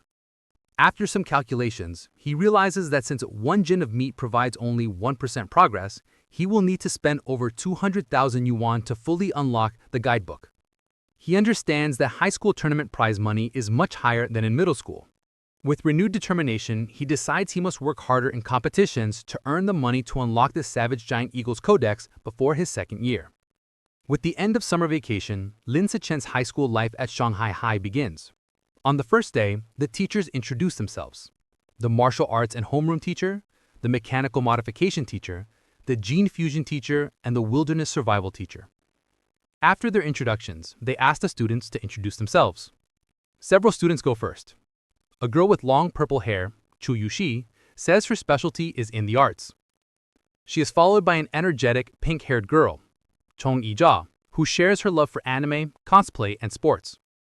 Next, a boy named Peng Huangguang says he likes to play video games at home. Soon, it is Shen Qinghan's turn. Being the center of attention makes her extremely nervous. With a blushing face, she manages to say her name is Shen Qinghan, that she enjoys drawing and asks everyone for their future guidance. Finally, it is Lin Zichen's turn. His introduction is the shortest and most direct. He simply stands and states his name, asking for everyone's support. After introductions, time passes quickly. A new female classmate approaches Shen Qinghan, who looks surprised. The girl asks Shen Qinghan for her entrance exam score. Shen Qinghan nervously replies that she scored 709 points and then asks the new girl, Chuxi, for her score. Chuxi is impressed, exclaiming that Shen Qinghan's score is more than 10 points higher than her own 698. Chuxi then asks about the physical fitness portion, admitting she only scored 95 out of 100. This question makes Shen Qinghan extremely uncomfortable. She stammers that her score wasn't as good, internally panicking because her score of 79 was so low she almost didn't make it into the elite class and feels too embarrassed to say it out loud. Not getting the hint, the persistent Chushi continues to guess if Shen Qinghan scored 94 or 93. Shen Qinghan, looking down in shame, quietly tells her it was even lower. Chushi continues guessing scores in the low 90s, making Shen Qinghan even more flustered. Suddenly, a hand slams down on the desk between them, startling Chushi. It's Lin Zichen. He smoothly leans in and asks the flustered girl if he can add her on WeChat. Surprised and thrilled that a handsome boy is giving her attention, she eagerly agrees. From her seat, Shen Qinghan breathes a sigh of relief, grateful that Lin Zichen saved her from the awkward conversation. Lin Zichen then turns to another male classmate, Hey Yu, and also asks to exchange contact information. After adding them, he creates a 4-person group chat. A system notification immediately confirms he has successfully created a group, completing another cooperative task. His progress for the social animal achievement is now 2 out of 1,000. He reflects that this quest is surprisingly easy. After creating the group chat, the 4 new friends start to get to know each other. Heiyu reveals he is from the neighboring Nuan city and comes from a prestigious martial arts family that runs a dojo. He even proudly mentions placing 8th in the Nanwan City Youth Martial Arts Competition. Chushi shares that her family owns a chain of clothing stores, making her wealthy. After Lin Zichen and Shen Qinghan also share their backgrounds, the 4 quickly become a close-knit group. Just as they are getting comfortable, Heiyu asks the others to guess who the strongest student in their class is. Chushi immediately points to Lin Zichen, guessing it must be him since he was the top scorer on the entrance exam for their entire district. This shocks Heiyu, who had no idea his new friend was so accomplished. However, Lin Zichen humbly suggests that being the top scorer doesn't necessarily make someone the strongest. He reveals a surprising fact. The principal had spent a lot of money to recruit 2 exceptionally powerful students from Nuan City. He then points out the 2 students. The first is a boy with blonde hair, Wang Shujie, the 3rd-ranked student in Nuan City who can run the 100-meter dash in 7.98 seconds. The second is a large muscular boy, Lu Gong, who has immense natural strength and can easily lift a 300-kilogram barbell with one hand. Shen Qinghan and Chushi are both visibly impressed and intimidated. Lin Zichen, on the other hand, remains completely calm. Internally, he scoffs at their achievements, knowing he had surpassed those numbers back in elementary school. Soon the bell rings again, and the next class is for distributing textbooks. There are 4 main subjects for the semester: martial arts, gene fusion, mechanical modification, and wilderness survival. Since Lin Zichen had already self-studied all the material, he decides to use the free time to find a secluded spot to train. As he trains, his thoughts turn to the larger threats. He remembers the dangerous rat god cult is still active. The police have only captured some lower-level heretics, but the powerful Rat King, their leader, remains at large. This grim reality fuels his determination. He clenches his fist, resolving to increase his power as quickly as possible and reach at least Tier 6, a level he believes will be strong enough to confront even the Rat King. The first practical class is wilderness survival. The teacher, Chengbei, gathers the students in a wooded area and asks if any know how to make a fire by drilling wood. Heiyu mutters, "It's a useless skill." To everyone's surprise, both Wang Shujie and Lu Gong step forward and successfully start fires using the primitive method. The teacher's impressed and asks how they learned. Lu Gong explained he learned at a summer camp, while Wang Shujie says he taught himself by watching videos online. After they are done, Lin Zichen easily teaches the same technique to his own small group, and they quickly master it. Later in martial arts class, the teacher Han Yongfang announces he will teach them a special breathing and cultivation technique. Once again, Wang Shujie and Lu Gong loudly declare they have already learned it, showing off for the class. Though their demonstration is a bit clumsy, they manage. Lin Zichen, who already knows these skills, decides to maintain his low profile. In this way, over a month passes uneventfully. One day in mechanical modification class, the teacher Cai Wanfang announces a test to check their progress. To motivate them, he reveals cash prizes for the top 3, 888 yuan for first, 666 for second, and 333 for third. Lin Zichen's eyes light up when he hears about the prize money, realizing the first place reward is almost enough to buy half a jin of the expensive savage giant eagle meat. With everyone motivated, the class begins the exam. Coincidentally, the gene fusion teacher Lu Deren has the same idea and also springs a surprise exam with the same prize structure. After the 2 difficult exams, the students are drained. Haeyu collapses onto his desk, groaning. The other students complain about how difficult the questions were. One girl laments that she was hoping for a 90 but would be lucky to get a passing grade of 60. While everyone else complains, Wang Shujae and Lu Gong begin to casually brag. Haeyu asks Wang Shujae how he did. Wang Shujae confidently replies that he should score a 95 as he only struggled with the last part of the final question. Lu Gong nonchalantly agrees, stating he is in the same boat and also expects a 95. Listening to their arrogant exchange, Haeyu glares at them, clenching his fists in fury and thinking about how badly he wants to punch them. The teacher announces the results of the mechanical augmentation test. He reads the scores, revealing that Guangling received 52 points, while Shen Qinghan passed with 61. Shen Qinghan excitedly tells Lin Zichen she passed, and he congratulates her on her hard work. The teacher continues announcing, He Yu scored an impressive 88 points. His friends praise him, and he humbly replies he was just lucky, promising to treat them to a meal with his third-place prize of 333 yuan. Next, the teacher confirms Lu Gong and Wang Shuji both scored 95, just as they predicted, complimenting them for being only 1 question away from a perfect score. Wang Shuji confidently claims that with 10 more minutes, he could have solved the final problem, and Lu Gong agrees. Listening to them brag, He Yu is frustrated, but comforts himself with the thought that third place is still his. However, the teacher then reveals a shocking result. Despite the test's difficulty, one student achieved a perfect score, Lin Zichen with 100 points. Wang Shuji and Lu Gong are stunned, shouting, "The result is absurd." The rest of the class erupts in cheers.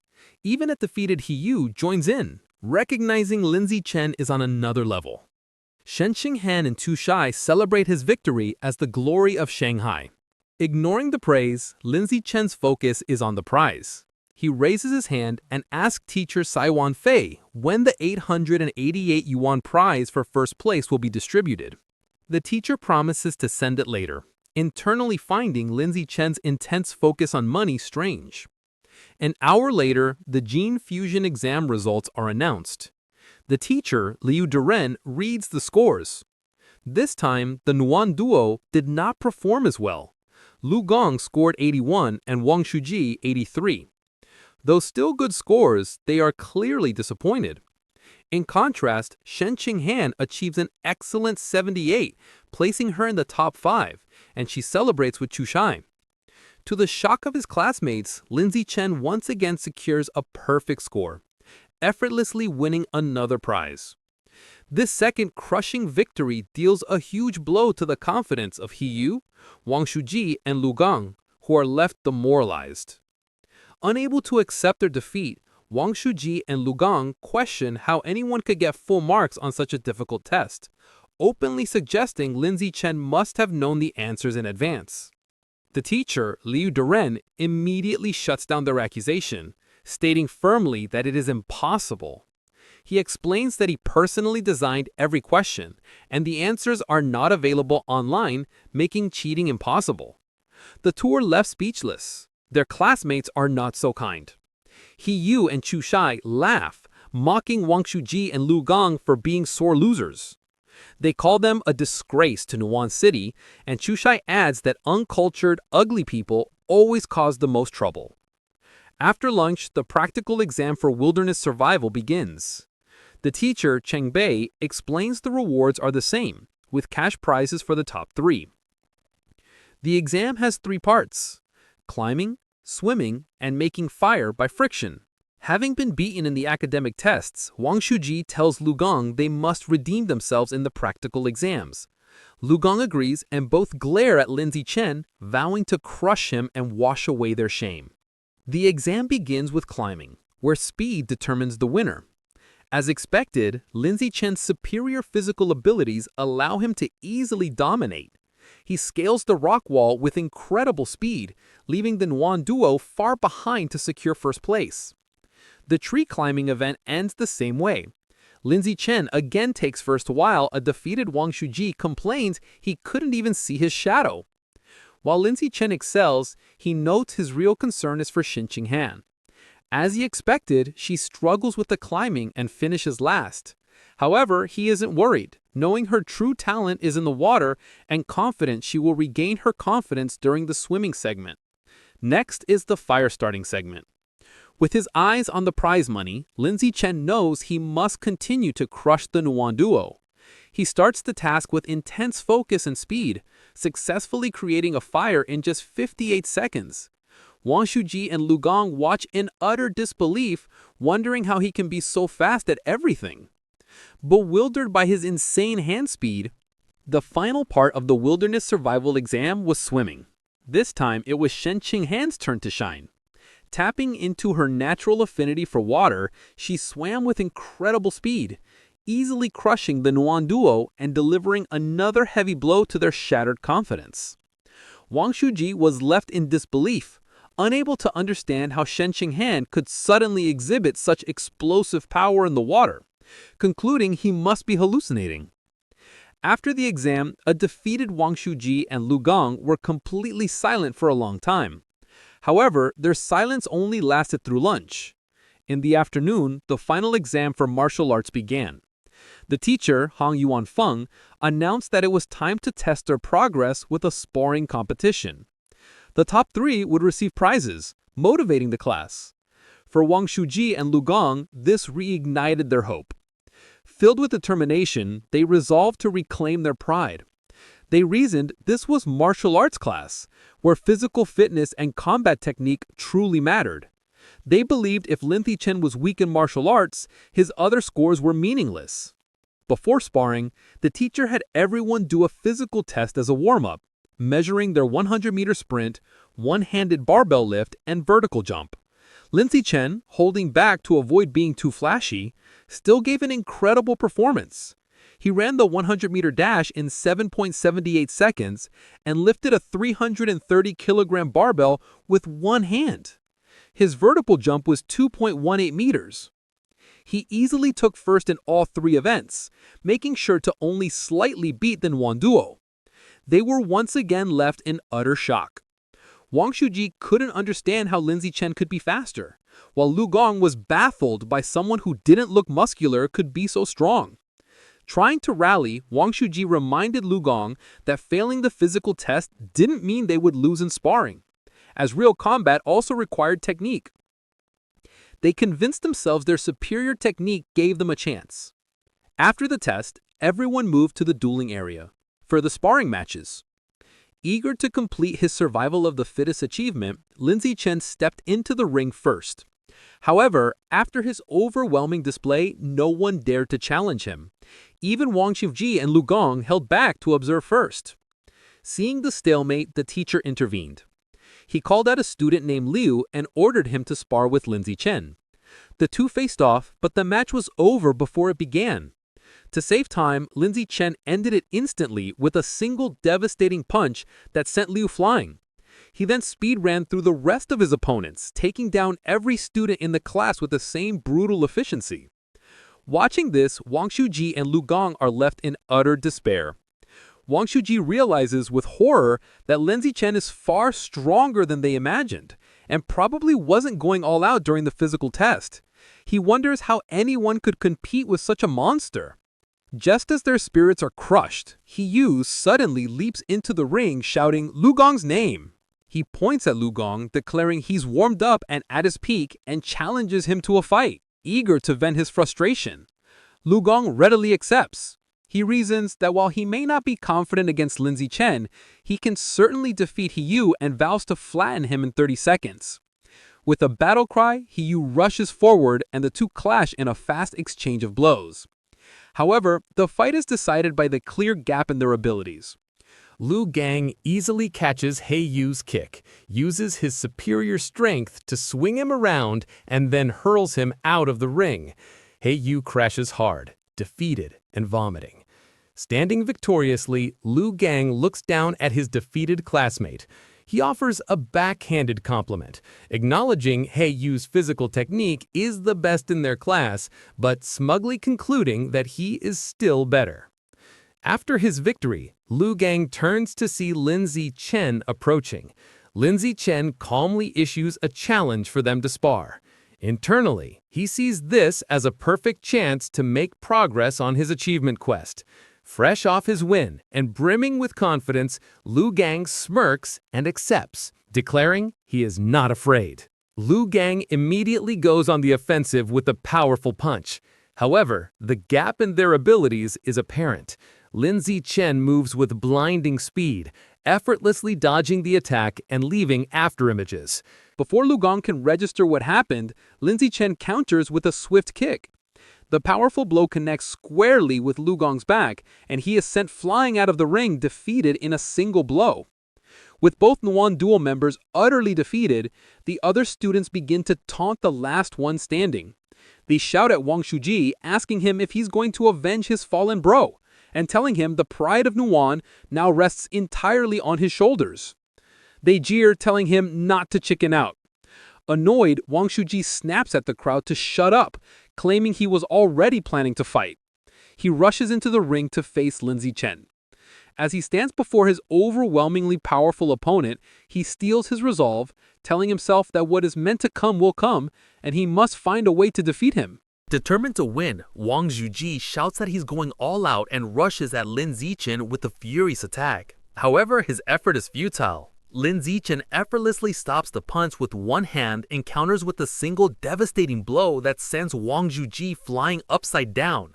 He crashes hard into the gym floor, knocked out and foaming at the mouth, defeated as easily as everyone else. With the non-Yuan duel taken care of, Lin Zichen proceeds to systematically take down the rest of the boys in the class one after another, with the same effortless efficiency.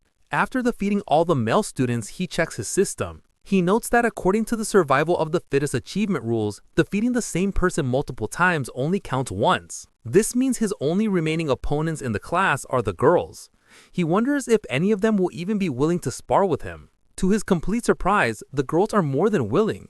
A crowd of his female classmates gathers, blushing and eagerly making heart gestures, all wanting a chance to fight him. The first to volunteer is Chuyu Shi, who excitedly raises her hand and challenges him. She leaps into the ring and attacks with surprising speed and agility. However, Lin Zichen is still on another level. He easily dodges her attack, leaving her to comment on his incredible speed. She gracefully lands, disappointed that she came so close but couldn't even grab him. Unexpectedly, after Chuyushi's defeat, the other girls also volunteered to challenge him one by one. Of course, Lin Zichen holds back considerably when facing the girls. His main goal isn't to hurt them, but simply to win the official matches and complete his achievement as quickly as possible. Soon, Lin Zichen finishes sparring with all the girls in his class. While he has successfully defeated every student, he is still far from completing his achievement task. He is a bit disappointed, but his mood quickly changes when his teacher, Han Yuanfeng, suddenly announces some good news. The teacher praises the class and tells him that as the lead students, they must learn to challenge those above them. He then announces that in 1 month, their class will challenge the strongest regular class in the second year, and he expects them to be ready. Lin Zichen, who was just feeling frustrated about the lack of opponents to speed up his survival of the fittest achievement, is overjoyed. A new match has been delivered right to his door, a true blessing. After the teacher dismisses the class, a newly humbled Lu Gang approaches Lin Zichen. He admits he had underestimated the school and declares that from now on, he will consider Lin Zichen his rival for the next 3 years. Lin Zichen realizes that with the teacher's plan to constantly challenge other classes, completing his achievement within a year might not be impossible. Wang Zhuji also confronts him, vowing to wash away the humiliation of his defeat before they graduate. Lin Zichen, however, is more focused on the practical benefits. He calculates that he has earned over 3,000 yuan from the exam prizes alone. This excites him as he can now use this money to buy more beast meat. He clenches his fist, completely ignoring the non-Yuan duo who are left fuming at his arrogant dismissal. That night, back in his room, he considers his financial situation. Although he earned some money from the rewards, it is still far from enough to buy all the beast meat he needs. To earn more money, he decides to follow in his parents' footsteps and registers as a web novel author, beginning his writing journey. Thanks to his celestial root of wisdom, his writing is exceptional. The next morning, he finds a contract invitation from the Yui Wen platform in his messages. After signing the contract, a piece of news from that very day catches his eye. The report is about a terrifying incident just 2 hours ago. A giant mutant rat had attacked a frozen meat cold storage facility on the outskirts of the city. The news report details the horrific attack. The mutant rat was over 5 meters long and so powerful that it bit a responding cyborg in half. In a final desperate act, the captured cyborg activated its hidden backup energy core to self-destruct, taking the enemy with it. The resulting explosion was massive, blowing the giant mutant rat into pieces on the spot. Reading the news, Lin Zichen is horrified. He stares at an image of a monstrous rat, wondering with growing dread how many more of these giant mutant rats are hidden in Shanghai City. He also questions where such enormous creatures could possibly be hiding. The day of the sparring session against the strongest regular class of the second year arrives, and the students gather at the Shanghai High Gymnasium. Before the match, the teacher, Han Yuanfeng, holds a strategy meeting with his top fighters. He warns them that while their top fighters are strong, the opposing class is stronger overall and will likely use defensive tactics to wear them down. He orders them to finish their fights as quickly as possible.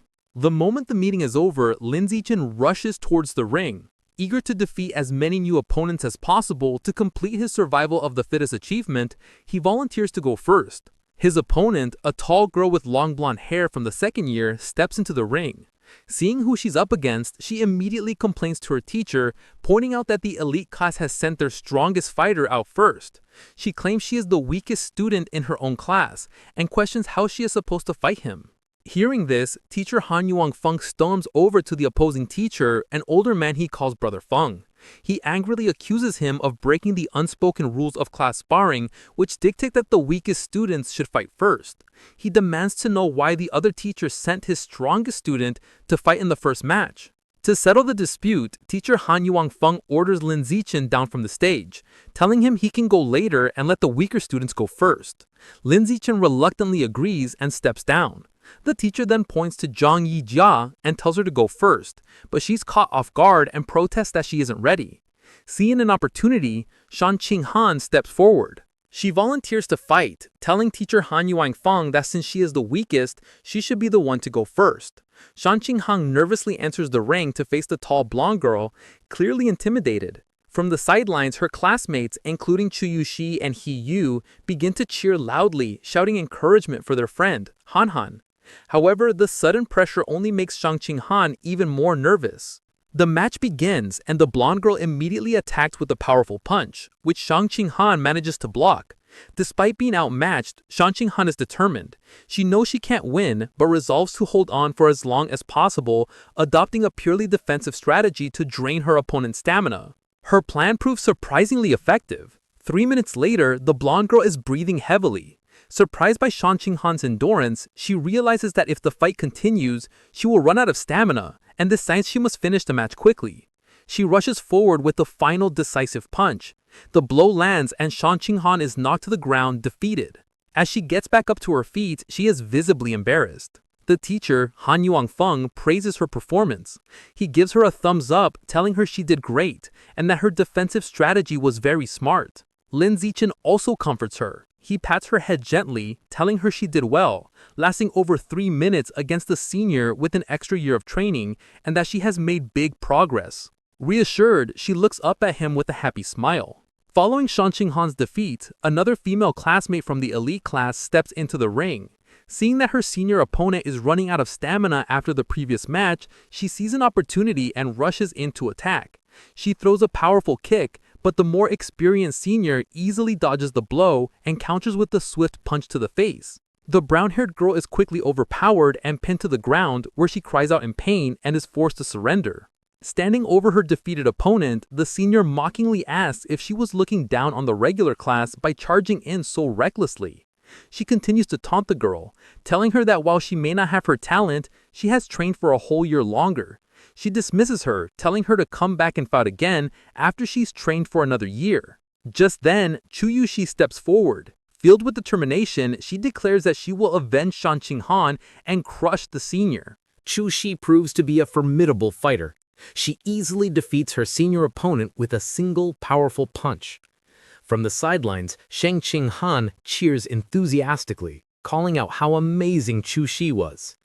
Lin Zichen tells Sheng Qinghan that she was amazing too, explaining that Chu Shi's victory was easy only because Sheng Qinghan had drained the senior's stamina first.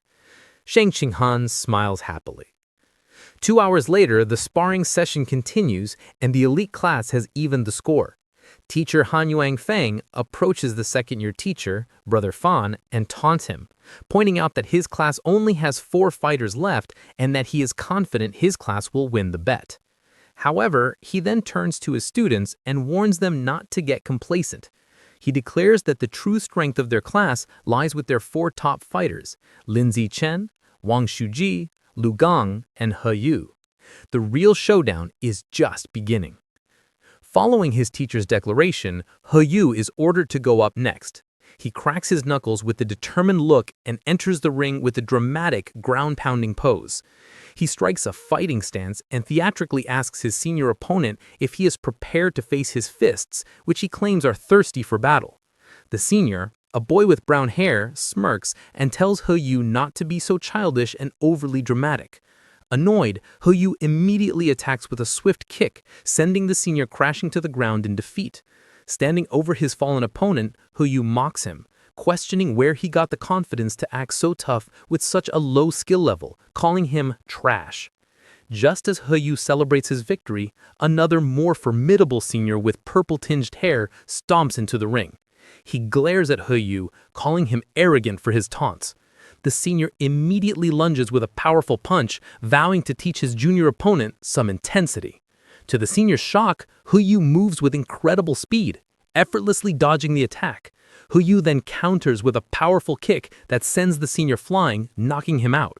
Seeing his impressive victory, Chu Shi and Sheng Qinghan erupt in cheers, shouting encouragement for He Yu.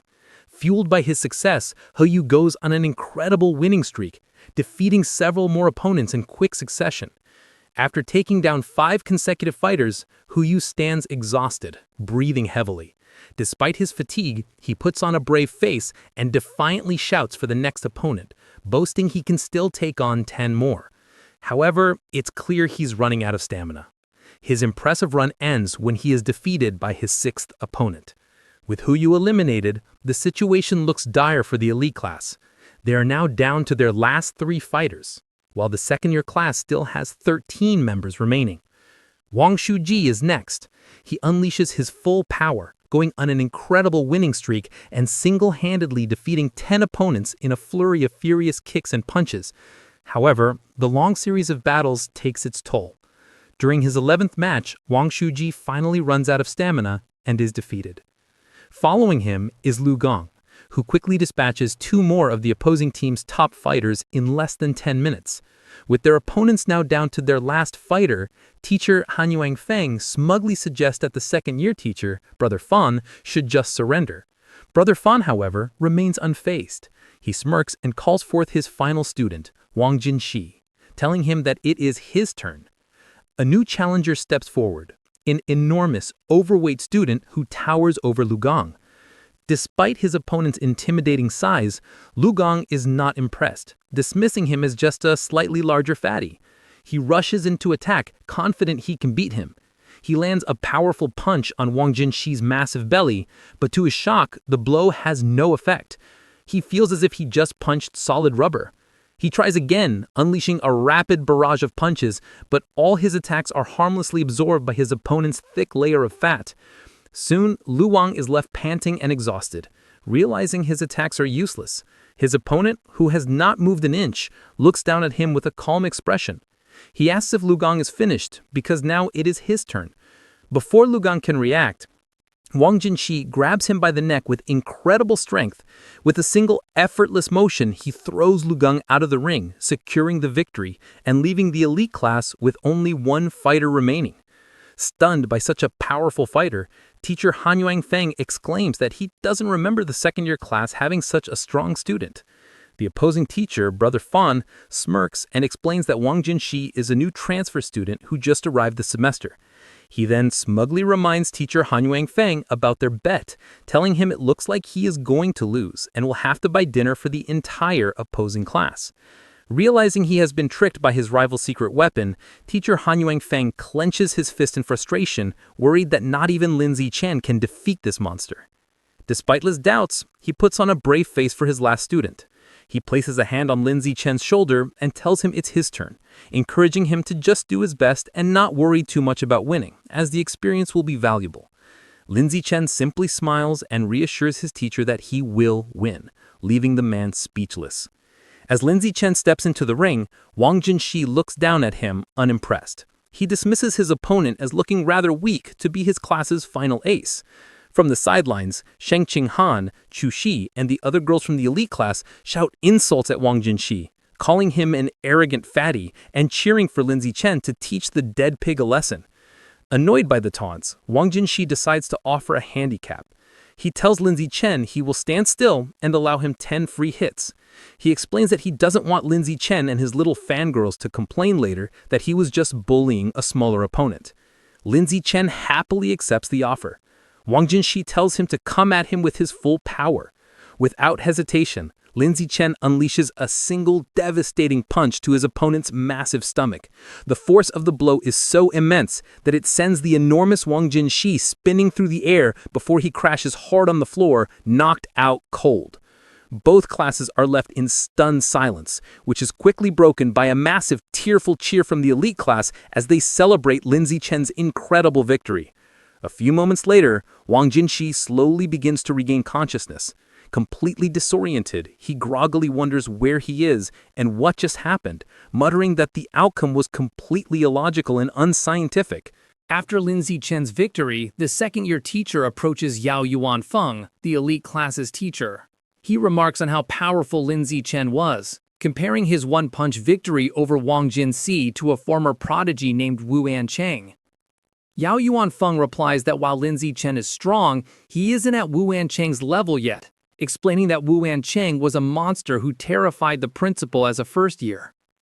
Overhearing the name, Lin Zichen walks over and asks his teachers who Wu Ancheng is. Yao Yuanfeng excitedly explains that Wu Ancheng was a legendary student from a few years ago. As a first year, he single-handedly defeated the entire third-year elite class, shocking the school leaders. The teacher continues by listing Wu Ancheng's incredible stats as a first year. A 100-meter dash in 6.12 seconds, a 3.96-meter vertical jump, and a 650-kilogram one-handed barbell lift. He asks Lin Zichen if he is impressed. Lin Zichen smiles nervously and admits he is a little impressed.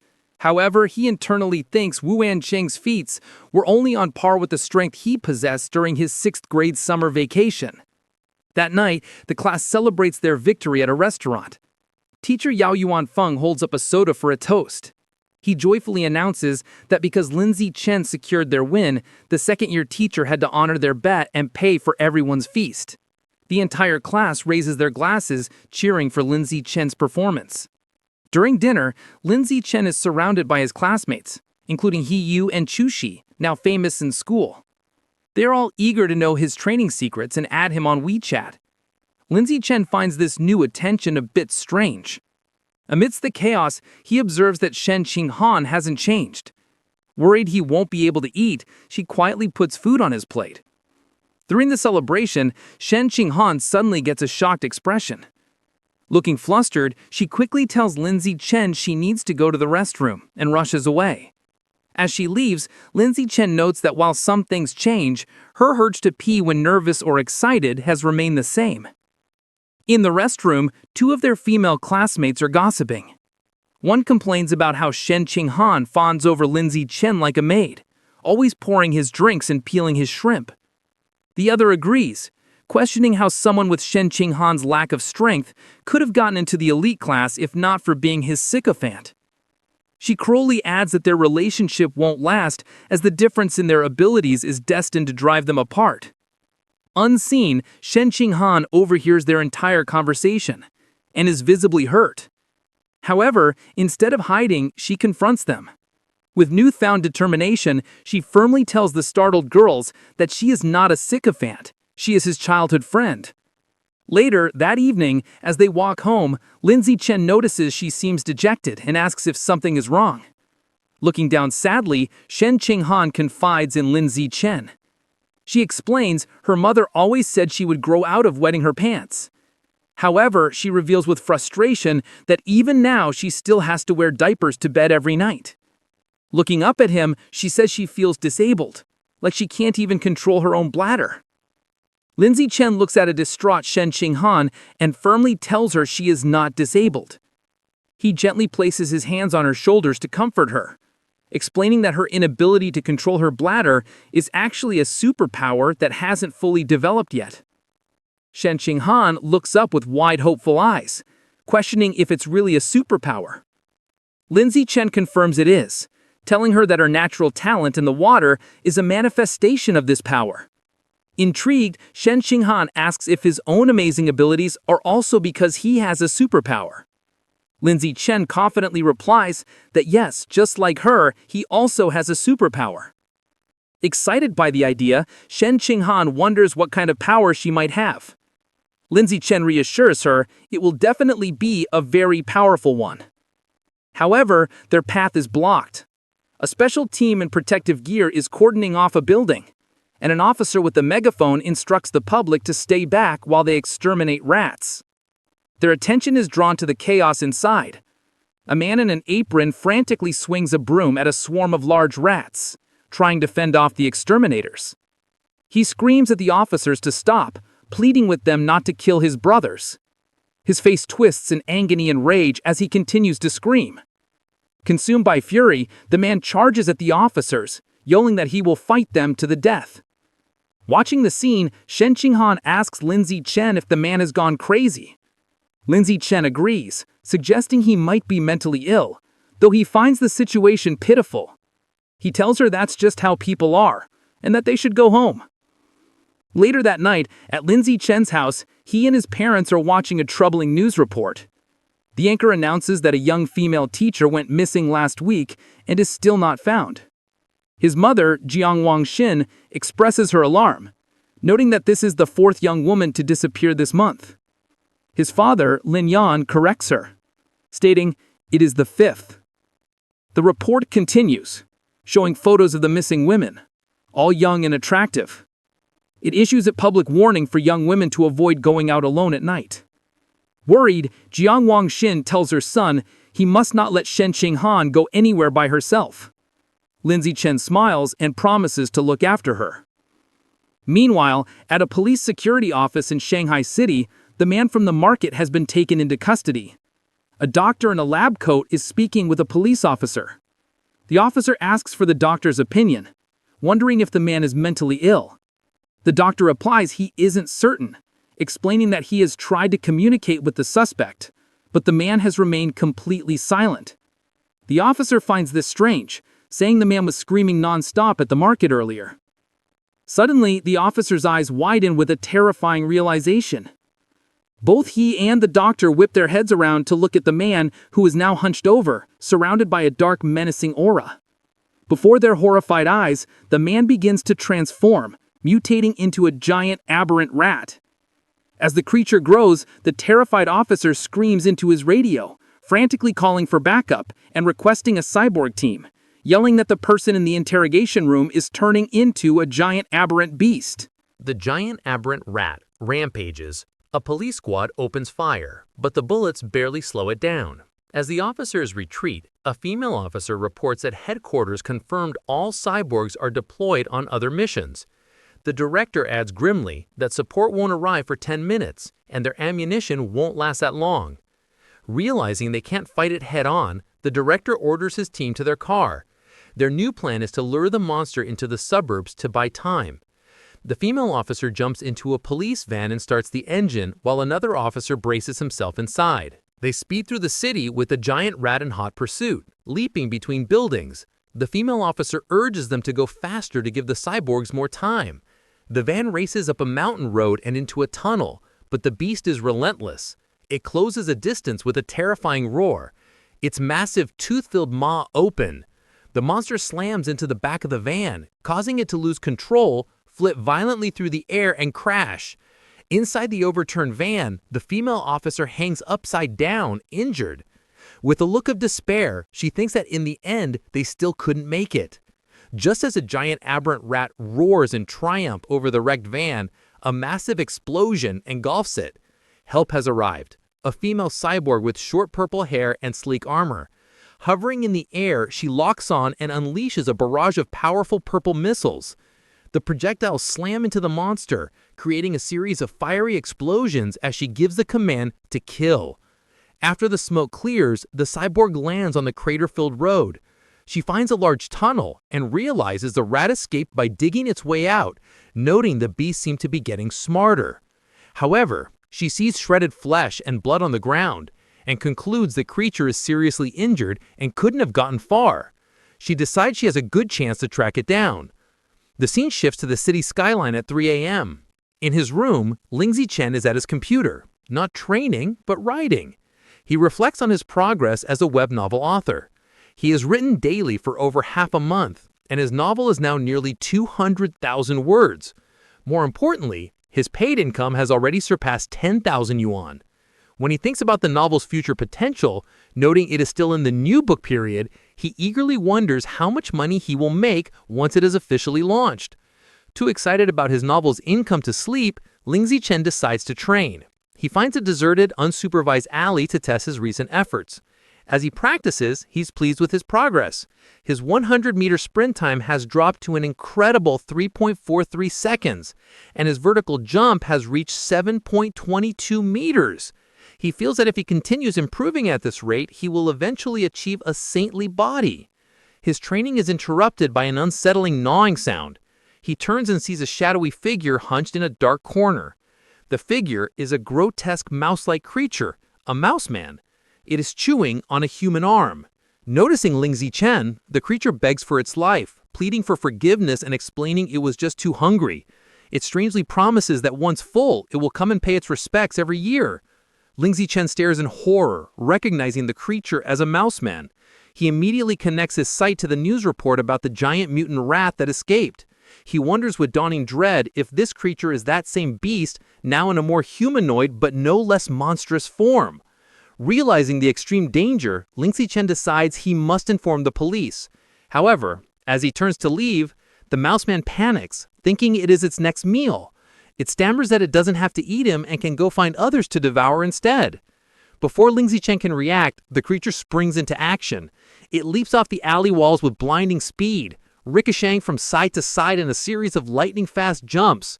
The mouse man lunges at him, screaming it wants to eat human meat as hunger overrides its fear.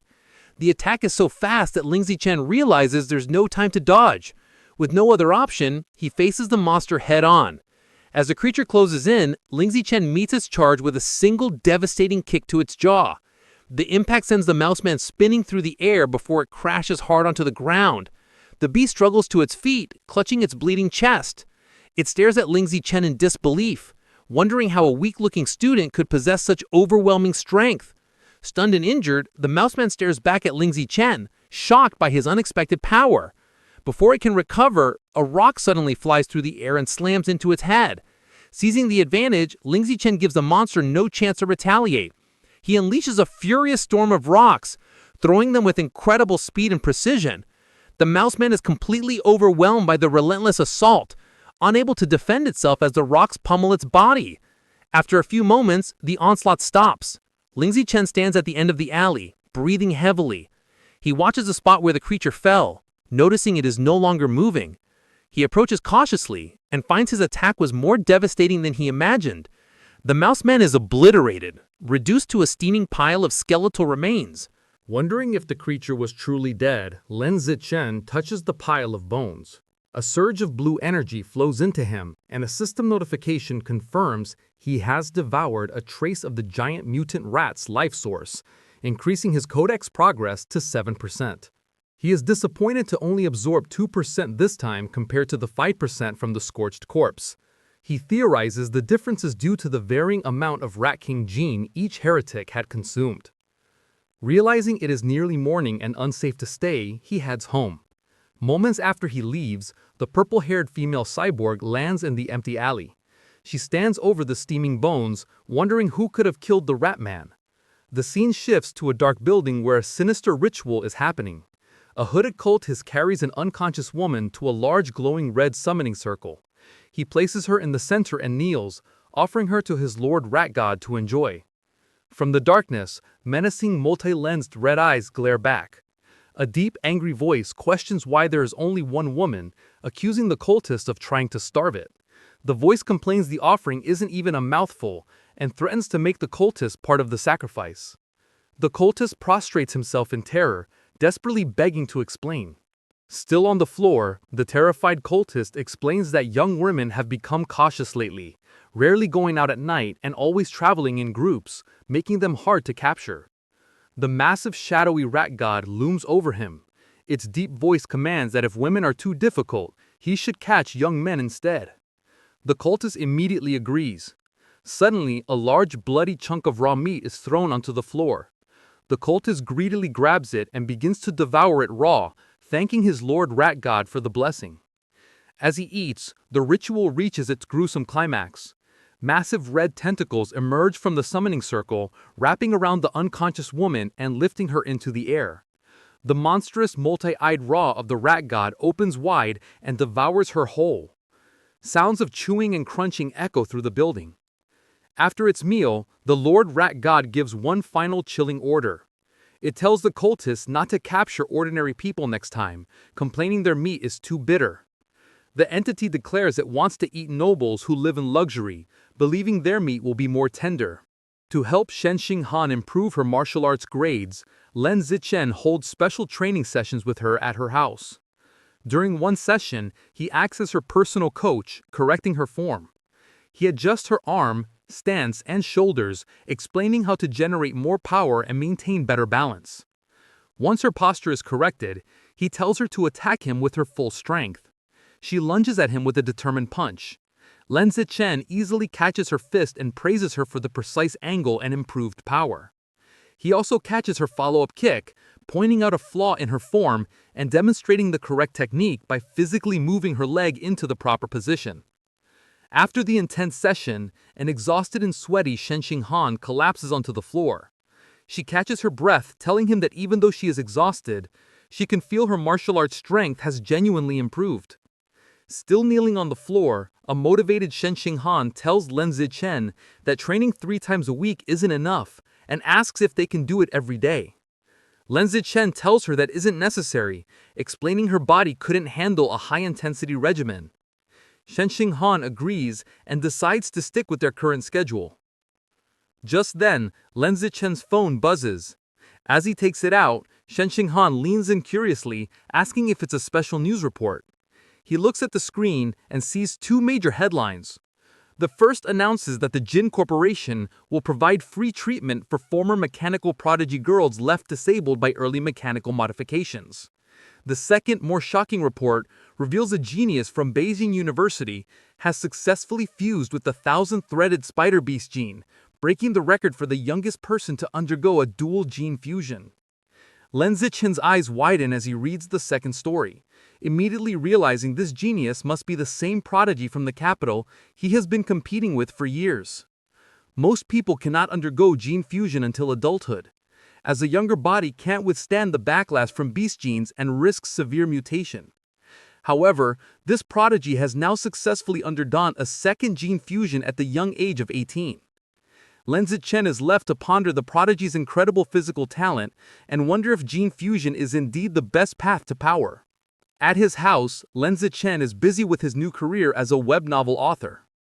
Thanks to his incredible writing speed, his novel is an instant hit.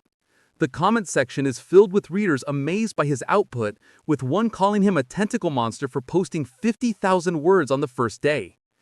Lin Zichen reflects that with his unique advantages and celestial root of wisdom attributes, a month of practice allows him to type at 10,000 words an hour. This efficiency means writing takes about an hour a day, leaving him plenty of time for training. His father, Lin Tenyan, enters and praises his success. He estimates that if Lin Zichen maintains a stable plot and a 10,000-word daily pace, he could earn around 50,000 Wu in his first month. He adds that once the novel's word count grows, making 100,000 Wu a month would not be a problem. Lin Zichen is thrilled. With an income of 50 to 100,000 Wu a month, he will no longer have to worry about funding his quest to unlock the exotic beast codex. He sets a firm goal. He will use his first 2 months' fees to finally unlock the Savage Giant Eagle Codex. The scene shifts to his martial arts class, where his teacher, Han Yuanfang, announces a sparring session to assess progress. Lin Zichen's overwhelming power is on full display. He completely crushes the field, effortlessly defeating every opponent with powerful kicks and punches. No one lands a single hit on him. After the session, his teacher presents him with his prize money. Lin Zichen reflects on the successful day, pleased that he not only earned another 888 yen, but also gained crucial experience points towards his survival of the fittest achievement. While Lin Zichen dominated, Shen Xingha's results were not as stellar. As usual, she ranked last. Her friend, Chu Si, tries to comfort the dejected girl. However, her training with Lin Zichen has clearly paid off. She now has the ability to fight back. A flashback shows her previous match against Chu Yushi, the second worst student in the class, where she was defeated in under 3 seconds. This time, Shen Xinghan held her ground for nearly 3 minutes. More impressively, she actively traded blows and landing several punches and kicks. Her martial arts teacher, Han Yuanfang, was very impressed by her progress. He praised her hard work and encouraged her to keep it up. With the sparring session concluded, the teacher gathered the class and made a new announcement. He declared that in 1 month, their class would challenge the elite class of the second years, setting an ambitious goal for them to take down every student except for their top 3 fighters. The class roared back in confident agreement. The teacher was pleased with their fighting spirit. A month passes quickly. Lin Zichen's web novel has been a massive success, and he checks his bank account to see a balance of 89,000 Wu. With his new funds, he immediately heads to the supermarket to finally buy the beast meat he needs. He tells the female employee at the counter he would like to purchase some Savage Giant Eagle meat. The employee informs him of a special promotion. If he buys 100 jin all at once, he will receive a 5% discount. After a moment of thought, Lin Zichen decides to hold off on the purchase for now. He concludes it would be more strategic to wait until he has saved up enough to buy all 100 jin at once to take advantage of the discount, figuring he will likely have enough by the following month. The next day at school, Shen Xinghan excitedly tells Lin Zichen the cafeteria has a new stir-fry counter, and she has heard the chef's dishes are delicious. He agrees to go with her. They arrive at the counter where several chefs are busy, and both are impressed by the amazing aroma. After getting their food, they sit down at a table. Lin Zichen comments that it was a good thing they arrived early, as a long line has already formed. Their meal is interrupted by a loud argument in the line. One student accuses another of cutting, but the second claims his deskmate was saving his spot. The argument escalates with the first student insisting saving a spot is still cutting, and the second becoming defiant. Shen Xinghan recognizes one of the voices and points out to Lin Zichen that their friend He Yu is the one arguing. She asks if they should check in on him. Lin Zichen glances over and calmly tells her it probably isn't necessary, observing that He Yu has an aggressive presence and seems to have already scared off the other guy. Lin Zichen's assumption is incorrect. The student He Yu was arguing with stands his ground, looking down at He Yu with a condescending expression and calling him a punk. He Yu finds himself surrounded as the student is joined by his friends. The leader of the group asks He Yu what his deal is.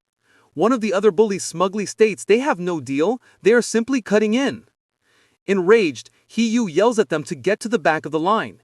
He is shocked by their audacity and realizes he is outnumbered. Despite this, He Yu tries to hold them back, spreading his arms to block them. He wonders why no one in the crowded cafeteria is stepping in. From their table, Shen Xinghan watches with concern, pointing out to Lin Zichen that their friend He Yu is being bullied. Just as the bullies are about to push past He Yu, a hand clamps down on the leader's shoulder. It is Lin Zichen, his face shadowed and intimidating. He calmly tells the student to please line up properly. The bully leader turns around and confronts Lin Zichen with a smirk, defiantly asking what he can possibly do about it if he refuses. Instead of escalating the fight physically, Lin Zichen responds with a sly grin. He pulls out his phone and coolly informs the bully that he will report him. The bully leader scoffs at the threat, calling reporting shameful. With He Yu smirking beside him, Lin Zichen retorts that he finds cutting in line even more shameful.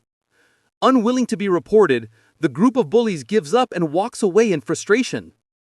The scene shifts to a luxurious villa in a wealthy district of Shanghai City, where the rat god cult is holding a secret meeting. Their leader, a man in a black hooded robe, sits on a throne-like chair and addresses his followers. He announces that one of their members, Zhang Yijia, is dead, explaining that he went crazy at the market and was killed after provoking the security squad.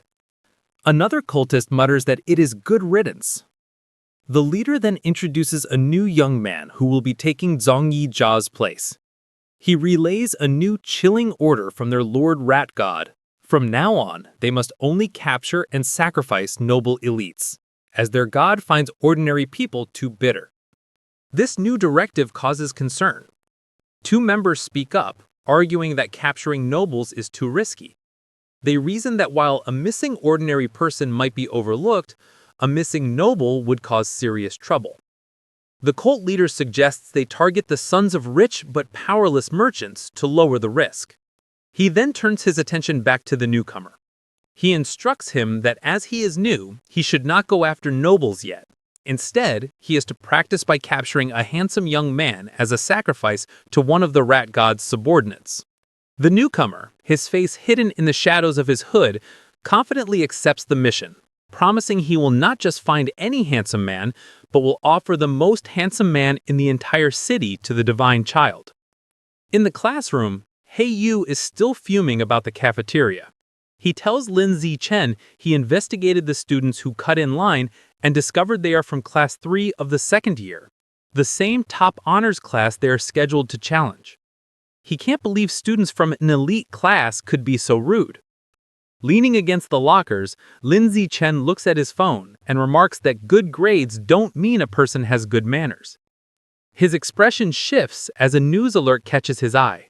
He reads that another wealthy heir has gone missing, the fifth recently. Knowing that kidnappers haven't asked for ransom, and remembering the rat god cult's order to capture nobles, Lin Zichen grimly concludes the cult is behind these disappearances. The day of the competition arrives, and students gather in a large gym with 2 fighting rings.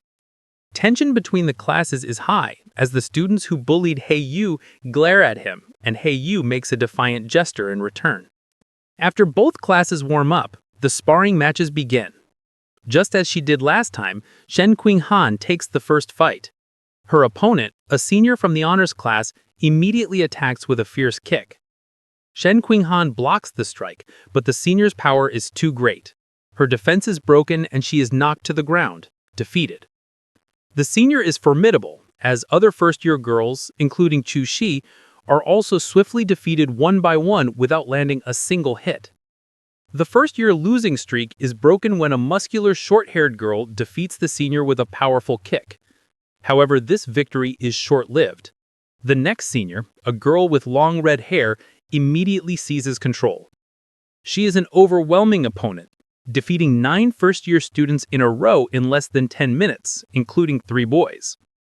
The first-year class is now down to its last 4 fighters: Lin Zichen, Wang Shujie, Lu Gong, and He Yu. The situation is bleak, as the second-year honors class has only lost 5 students, all girls. A staggering 36 of their students, none of them boys, have yet to fight. Their teacher, Han Yuanfeng, clenches his fist, feeling the gap in strength is hopeless. With limited options, Han Yuanfeng tells He Yu it is his turn, asking if he can take out the 6 remaining girls on the opposing team. He Yu confidently agrees, declaring it will be easy, particularly motivated by fighting more attractive female seniors. True to his word, He Yu handles the matches with ease and successfully knocks all 6 remaining girls out of the ring. With the female fighters defeated, the second-year class's first male student enters the ring with a threatening stomp. He strikes a menacing pose and asks He Yu if he is ready to die. He Yu retorts that his opponent has no manners.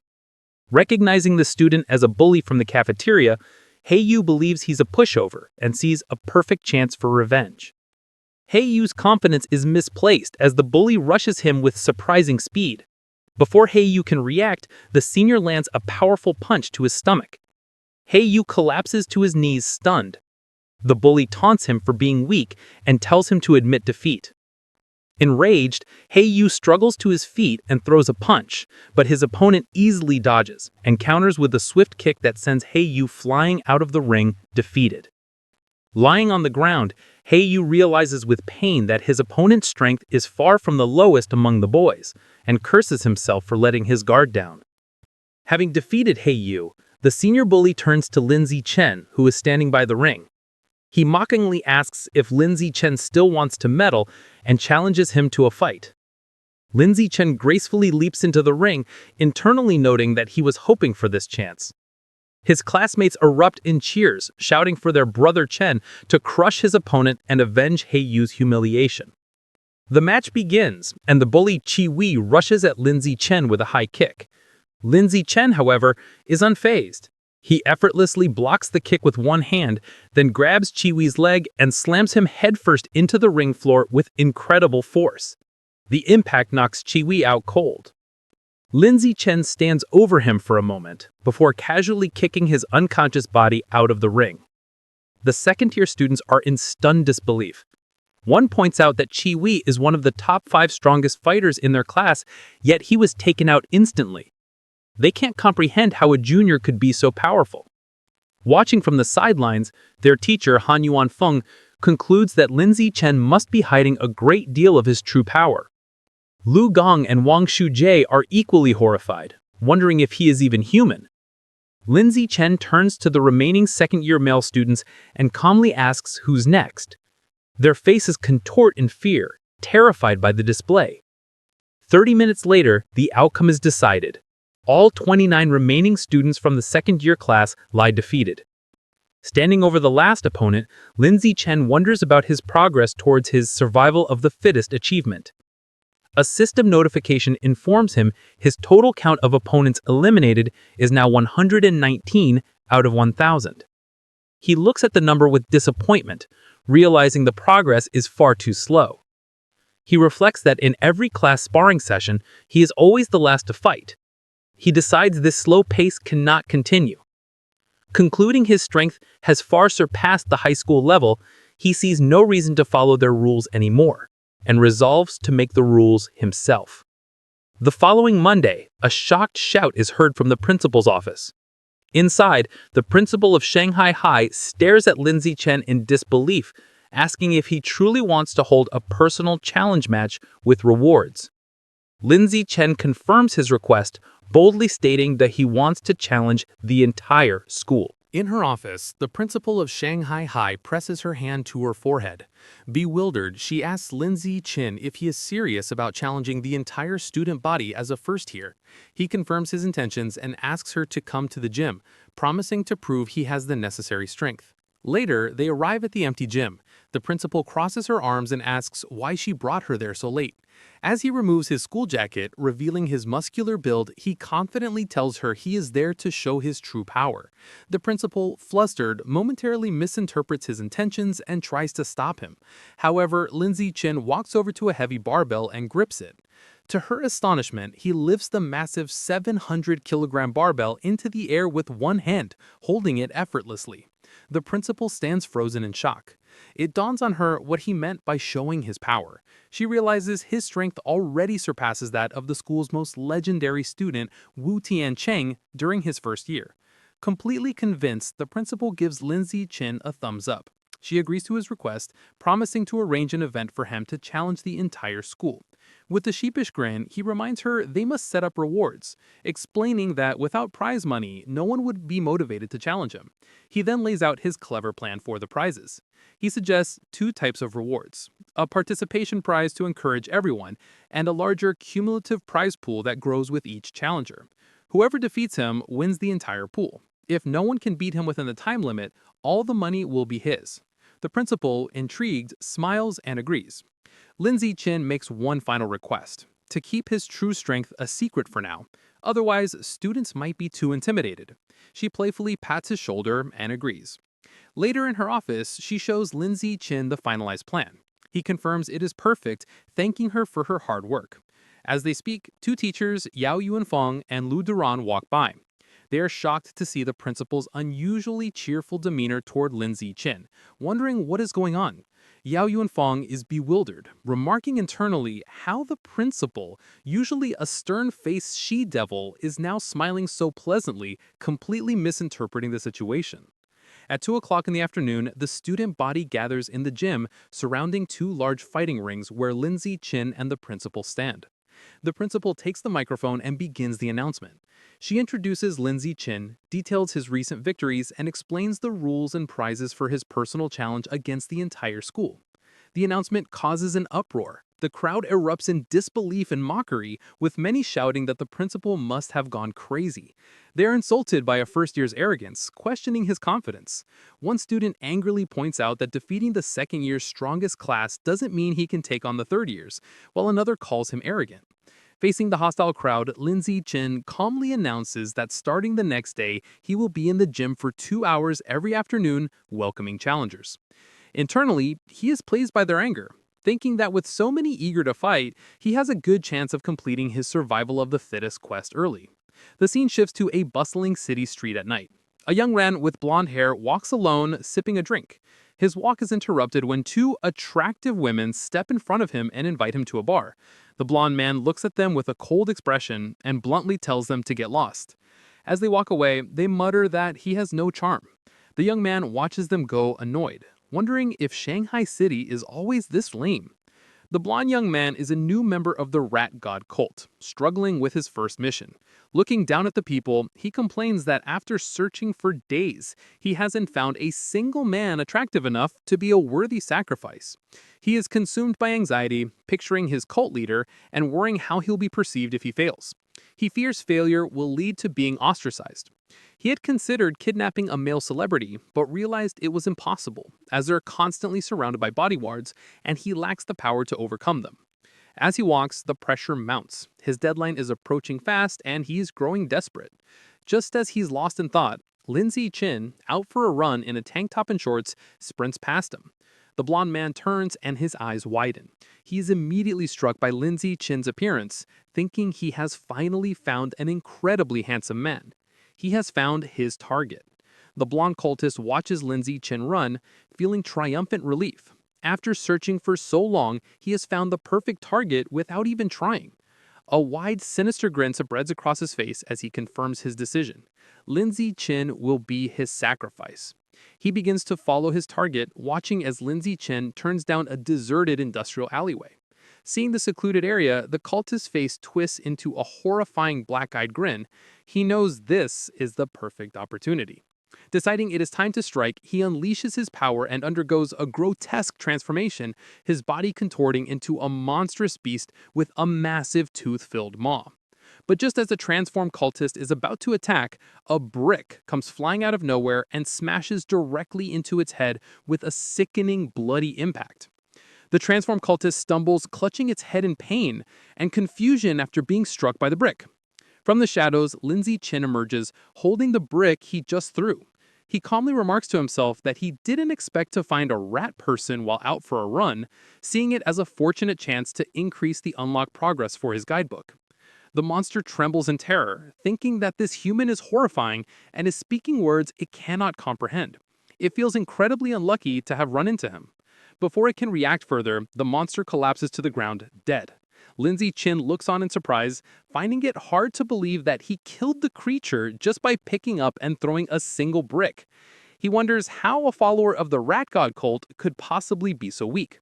Deciding not to dwell on it, he quickly kneels beside the dead monster to absorb its life essence before anyone else arrives. A system notification appears, confirming he has devoured a trace of the giant mutant rat's life essence and that his guidebook progress has increased to 8%. He looks at the result with disappointment, noting that it only went up by 1%. He concludes that the pathetically low amount of essence is why this particular rat person was so weak. Thinking about his safety, Lin Ziqin decides that he won't be coming out for night runs for a while. He knows that not all of the cult's followers are this weak. Some of the more powerful members have incredibly strong bodies after transforming, durable enough even to withstand firearms. The next morning, Lin Ziqin is at home when he sees a shocking news report on television. He learns that at 3 a.m. that morning, the Municipal Public Security Bureau, in cooperation with a chemical tutor from Shanghai University, successfully wiped out the rat god cult. The report explains that the tutor is a high-level gene fuser who single-handedly defeated the monstrous Rat King. The broadcast shows footage of the incredible battle, where the massive multi-eyed beast unleashes a terrifying barrage of sharp spikes at the winged red-haired gene fuser. The tutor endures the powerful attack, but ultimately emerges victorious. The entire fight lasted only 30 seconds, ending with the colossal Rat King collapsing in defeat, as the gene fuser lands, securing a swift and decisive victory. Watching the display, Lin Ziqin is left in deep thought, his expression grim. He contemplates the immense power he just witnessed, wondering if this is the true strength of a high-level being, and acknowledging how truly formidable it is. In a modern, well-lit room, two men in tactical gear are having a conversation. A blue-haired man, sipping from a cup, asks his companion, a man with spiky orange hair named Tian, if he has been able to contact their teacher yet. Tian confirms that their teacher is still out of contact. He adds that the entire group of powerful individuals who went to suppress a riot at a place called Source Site 36 remain missing. The blue-haired man then asks about the current situation at the site. Tian Changgang replies that it is relatively stable, explaining that if it weren't, he wouldn't be free to come and clean up the little shrimp that escaped during the initial chaos. The blue-haired man seems to question his dismissive term. He reflects on the immense power of the Rat King, a monster that the entire Public Security Bureau was helpless against. Then he internally acknowledges that in the face of a genius high-level being like Tian, the monstrous Rat King was indeed just a little shrimp. Changing the subject, the blue-haired man playfully puts his arm around Tian Chang's shoulders, suggesting that since he's already there, he should visit their old school to give a lecture. Tian resists, stating that he is not an idle person and has a real job to do. The blue-haired man playfully insists, telling him that providing some ideological guidance to their cute junior students is also a form of work. Deep in a dark cavern under the light of the moon, it is revealed that the Rat King survived its battle with Wu Tian. The creature explains its recent actions, stating that at first, it only ate beggars. Then it moved on to eating young people. Now it kneeled in submission, admitting that it eventually developed a taste for the pampered elite.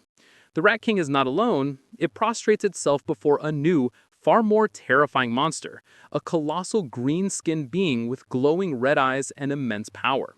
This new monster scolds the Rat King angrily, telling it that it went to great trouble to bring the Rat King there to have its clan dig tunnels.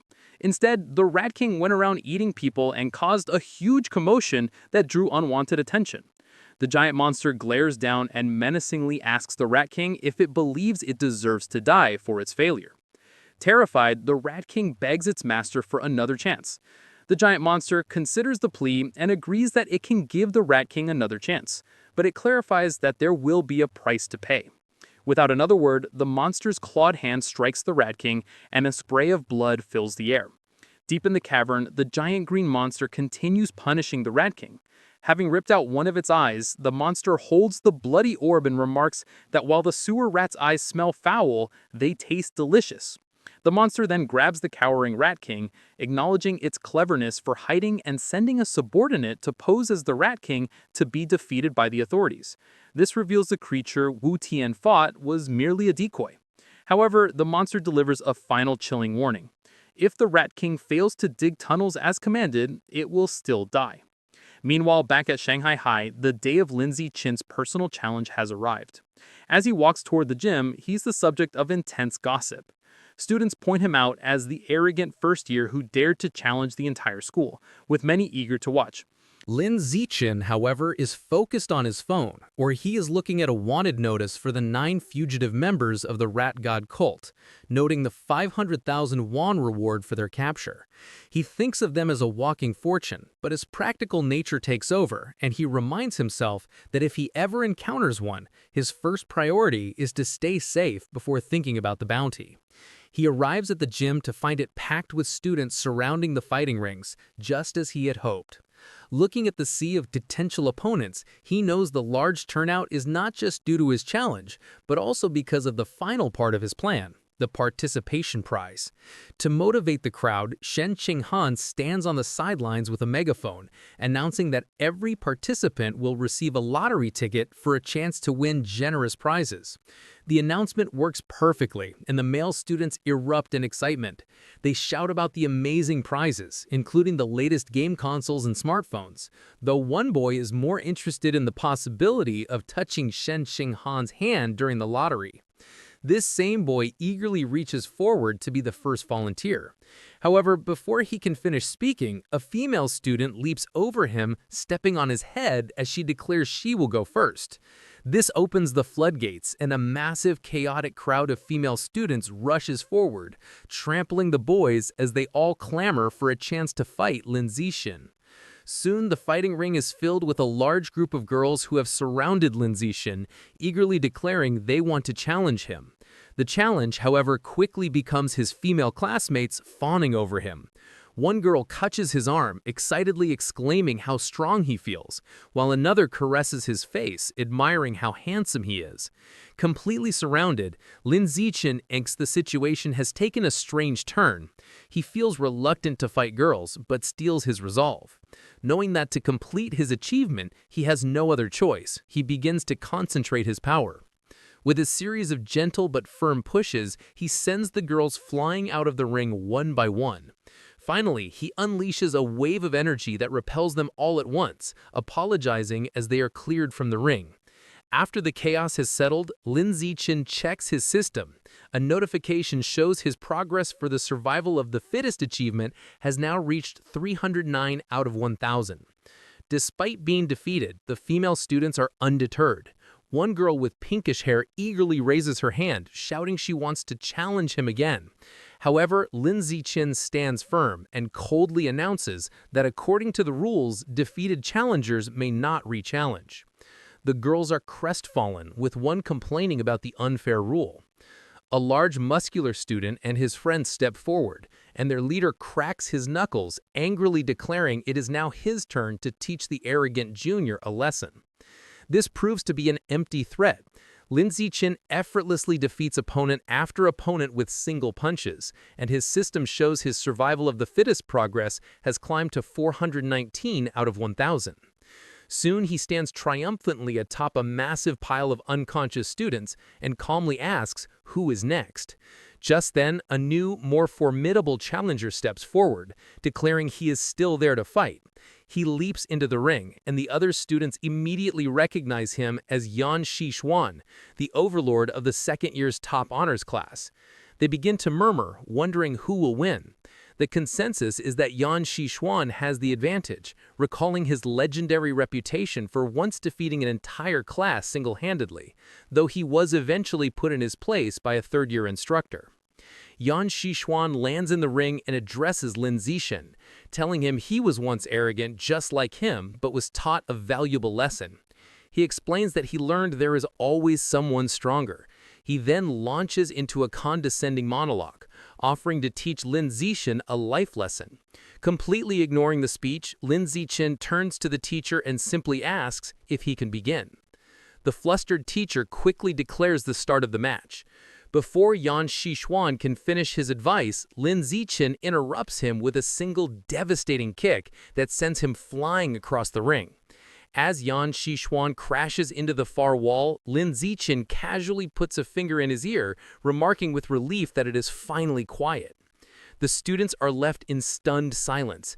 They shout in disbelief, questioning how their school's formidable overlord could have been defeated so instantly, and wondering just how powerful Lin Zixin truly is.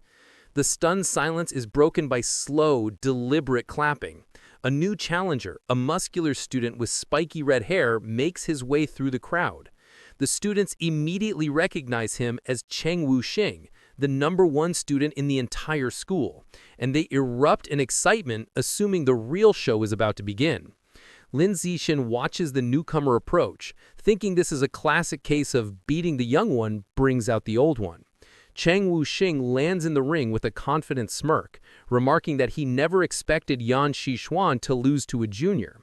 However, just as he is about to start his own speech, Lin Zixin again cuts him off, turning to the teacher and asking to begin. Over Chang Wuxing's protests, the teacher starts the match. Enraged at being ignored, Chang Wuxing charges forward surrounded by a blue aura, declaring that it seems he will have to beat his opponent to make him listen. Lin Zixin meets the charge, his own fist glowing with a yellow aura. Their powerful blows collide at a massive shockwave.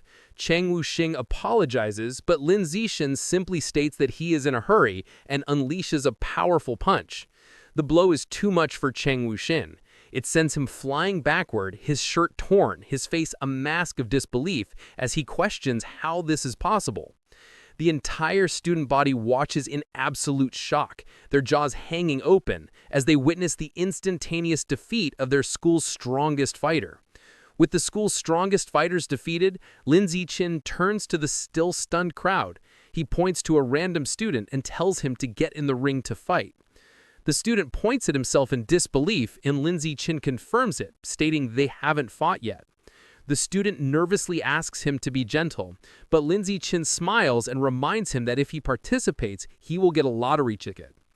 Motivated, the student rushes into the ring, and Lin Zixin promises to go easy. His promise is short-lived, as he immediately knocks the student out with a single punch. A system notification confirms that his achievement progress for survival of the fittest has increased by 1. Seeing this, the rest of the student body realizes there is no shame in losing to someone so overwhelmingly powerful, and they still have a chance to win the lottery prizes. Renewed enthusiasm sweeps through the crowd, as they all surge forward, motivated by the prospect of winning a new smartphone. What follows is a systematic and effortless series of victories for Lin Zixin. He stands his ground, easily dispatching every student who challenges him, with his systems ticker ticking up by 1 as each defeated opponent. After the final student is defeated, a large system notification appears, announcing that by eliminating 1,000 different competitors, he has successfully completed the achievement. Another notification immediately follows, confirming he has finally acquired the new biological attribute, survival of the fittest. Lin Zixin clenches his fist, a look of pure triumph on his face, ecstatic that his long and arduous challenge has finally paid off. With his quest complete, a system notification details Lin Zixin's new reward. He has acquired the biological attribute, survival of the fittest, which increases the damage he inflicts on other living beings. He strokes his chin thoughtfully, concluding that while it is a simple and practical damage-boosting ability, he is slightly annoyed the system doesn't specify the exact value of the increase. His objective achieved, Lin Zixin leaps down from the ring and announces the challenge is over. The female students are disappointed, complaining it ended too quickly and they wanted to watch him more. Wasting no time, Lin Zixin grabs Shen Kanghan's hand, leads her through the parting crowd, and they quickly leave the emptying gym. Later, a hearty laugh is heard from the principal's office. Inside, the principal of Shanghai High sits on her desk, congratulating Lin Zixin for officially earning the title of the school's #1 fighter. Leaning in close, she playfully questions him, suggesting that since he defeated even Chen Wuking in an instant, he must surely be hiding his true strength. Sitting on the couch with Shen Kanghan, Lin Zixin sips his drink and modestly replies that he only hid a little of his power. The principal gives him a knowing look, clearly not believing him. She brings up Chen Wuking's recent special entrance exam for Kyoto University, where he lifted a 690-kilogram barbell with one hand. Based on that, she confidently estimates that Lin Zixin's own one-handed lift must be at least 800 kilograms. Internally, Lin Zixin knows he cannot let her find out his true, much higher strength. He plays along, telling her that her guess is nearly perfect, and his official data shows a lift of 795 kilograms. The principal laughs triumphantly, pleased she was right. As she celebrates, Lin Zixin tries to get her attention. Having established himself as the school's strongest, Lin Zixin immediately turns to his true priority. With an eager expression, he raises his hand and asks the principal when he can expect the 8,810 yuan prize money.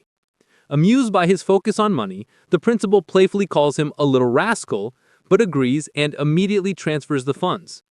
Just as the principal begins to discuss his new responsibilities, Lin Zixin interrupts, asking if there is anything else he can do for her.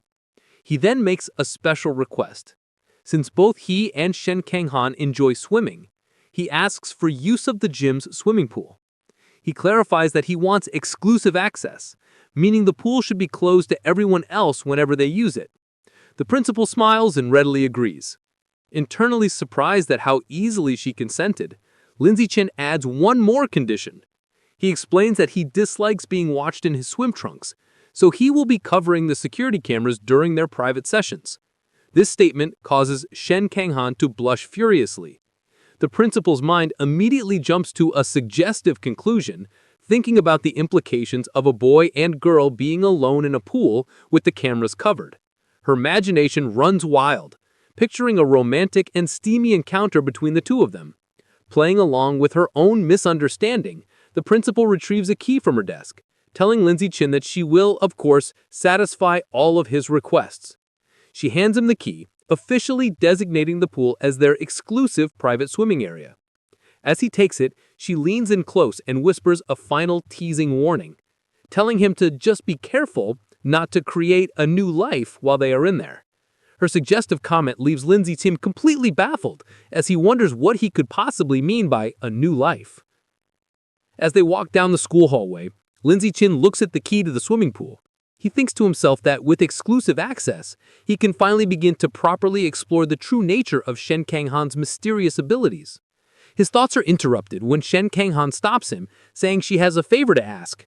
With a nervous expression, she explains she signed up for a singing competition. While she has practiced her solo parts, she still needs someone to help her with the duet section. She shyly asks if he can practice with her that evening, and Lindsay Chen readily agrees. Overjoyed, Shen Kanghan throws her fist in the air and happily skips away. Lindsay Chen watches her go, thinking about how much this competition means to her. He smiles, hoping she will be able to find her confidence through it. Later that night, at Shen Kanghan's apartment, the two are in her room practicing. She sings into a microphone while Lindsay Chen sits and listens, providing the other part of the duet from his phone. Meanwhile, in the living room, Shen Kanghan's parents, Shen Xian and Shu, are watching. Her father expresses concern, asking his wife if it is appropriate for them to be alone in a room together now that they're older. She quickly scolds him, retorting that they are childhood friends and questioning what right he has to object. She angrily tells him not to meddle, causing him to quickly back down. After overhearing her parents' conversation, Lindsay Chen decides it's a good time to wrap up. He tells Shen Kanghan they've been at it for a half an hour, and it's time to focus on their studies. As he gets ready to leave, he reminds her about their plan for the next day, to go to the school's private pool so she can get more comfortable with her water abilities. He tells her not to forget her swimsuit, and she happily agrees. They say their goodbyes, and Lindsay Chen heads home. Once alone, Shen Kanghan's thoughts are consumed by the upcoming trip to the pool, and a deep blush spreads across her face. She nervously goes to her closet, wondering what swimsuit to wear. She lays out two options on her bed, a modest blue one-piece and a more revealing black bikini. She picks up the black bikini, her blush deepening as she worries it might be too revealing. Her imagination runs wild for a moment, as she pictures a scene of her and Lindsay Chen splashing each other playfully in the water. After a moment of hesitation, she makes up her mind, reasoning that since it will only be him at the pool, it should be fine. She resolutely shoves the bikini into her school bag. The next day, after school, Lindsay Chen and Shen Kanghan head to the empty gym swimming pool. Already changed into his swim trunks, Lindsay Chen waits by the poolside, his impressive physique on display. He looks up at a security camera, remembering his promise to the principal, and confidently thinking he will handle it. Just then, Shen Kanghan's voice calls his name. He turns to see her standing in the doorway, wearing the revealing black bikini. With a bright smile and a slight blush, she walks towards him, apologizing for making him wait. Outwardly, Lindsay Chen appears calm, simply telling her to slow down and be careful. Internally, however, he is completely flustered, thinking how incredibly cute she looks. After regaining his composure, he tells her that it's time to get into the water and begin their training, to which she happily agrees. The two enter the water and begin to swim gracefully. Underwater, Lindsay Chen takes Shen Kanghan's hand, and they continue to swim together. Suddenly, her eyes widen in shock, as she feels something strange. She quickly gets Lindsay Chen's attention, looking startled. She frantically points towards the surface, indicating they need to go up immediately. Understanding, Lindsay Chen grabs her and pulls her swiftly towards the air. They break the surface with the splash, and a concerned Lindsay Chin holds her close, asking what happened. With a look of utter astonishment and excitement, Shen Kang-han exclaims that the water can pass directly through her body. To demonstrate, she holds her hands just below the surface and tells him to watch. Just as she described, the water flows straight through her palms as if they were intangible before splashing back into the pool. At the school pool, Shen Kang-han looked at her hands in amazement as water flowed right through them. Confused, she asked Lindsay Chin why her body seemed to be leaking water. He observed her, realizing he was witnessing her latent superpower. He seriously asked to see her hand to examine it. Upon touching her palm, he noted that aside from the strange ability, there seemed to be nothing abnormal. To investigate further, he suggested they get out of the pool so he could check the rest of her body. A noticeably blushing and nervous Shen Kang-han shyly agreed. Shortly after, Shen Kang-han was lying on a lounger by the pool, covered in water from Lindsay Chin's tests. As he poured water over her, she asked how long the examination would take. After checking her 3 times, Lindsay Chin thoughtfully concluded there were no other abnormalities. Helping her sit up, he told her that for now it seemed only her hands had this ability, and she nodded in understanding. Sitting on the edge of the pool, Shen Kang-han asked if her lifelong problem of bedwetting could be related to this power, speculating that perhaps another part of her body also let water pass through. Lindsay Chin admitted it was a possibility, and told her that the next time she felt the urge to pee, she should let him know. Visibly blushing, he added that she should try to feel if any other part of her body had the same sensation as her palms. He immediately felt embarrassed, thinking he had almost sounded like a pervert. Suddenly, Shen Kang-han's face lit up. She exclaimed with joy that this meant she wasn't a useless girl, but a superpower user with water-related abilities. With new determination, she thought that maybe if she managed to fully develop her power, she could finally stand by Lindsay Chin's side as a worthy partner.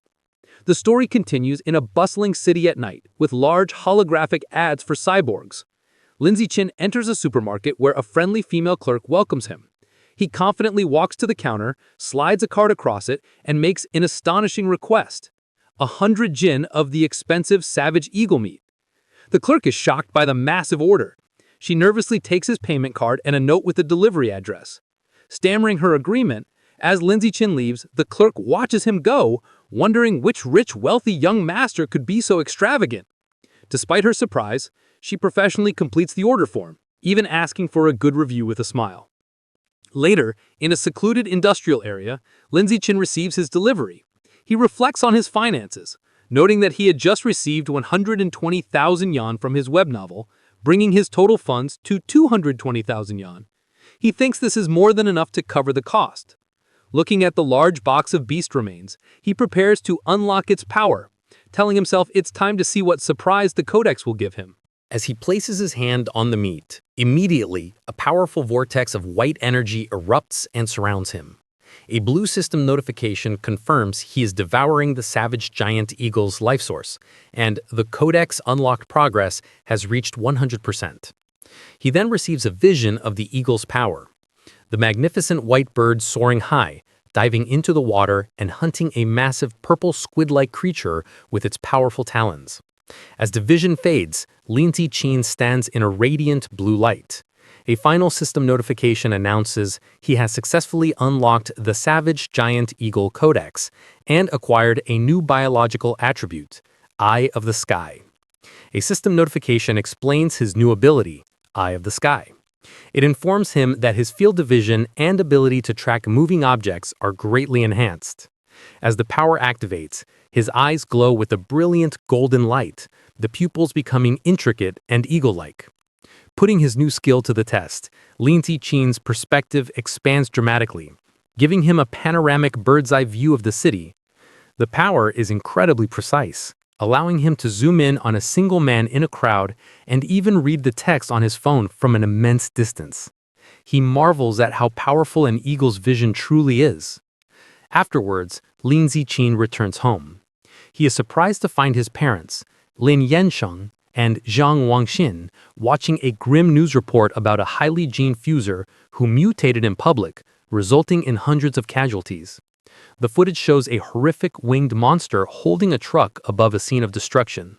The broadcast then cuts to a heated debate. A man argues that gene fusion is a flawed path, claiming humans should be able to unlock their own latent potential and evolve.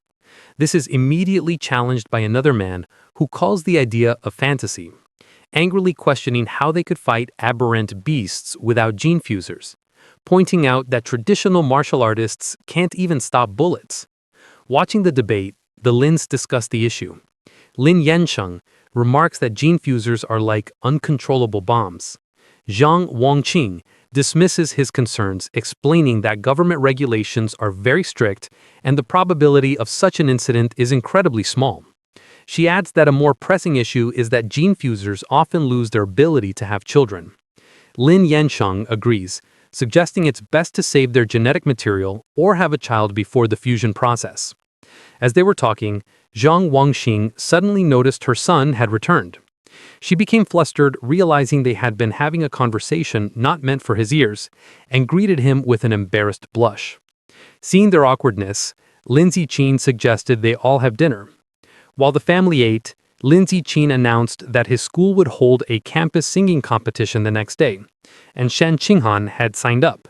His parents were thrilled.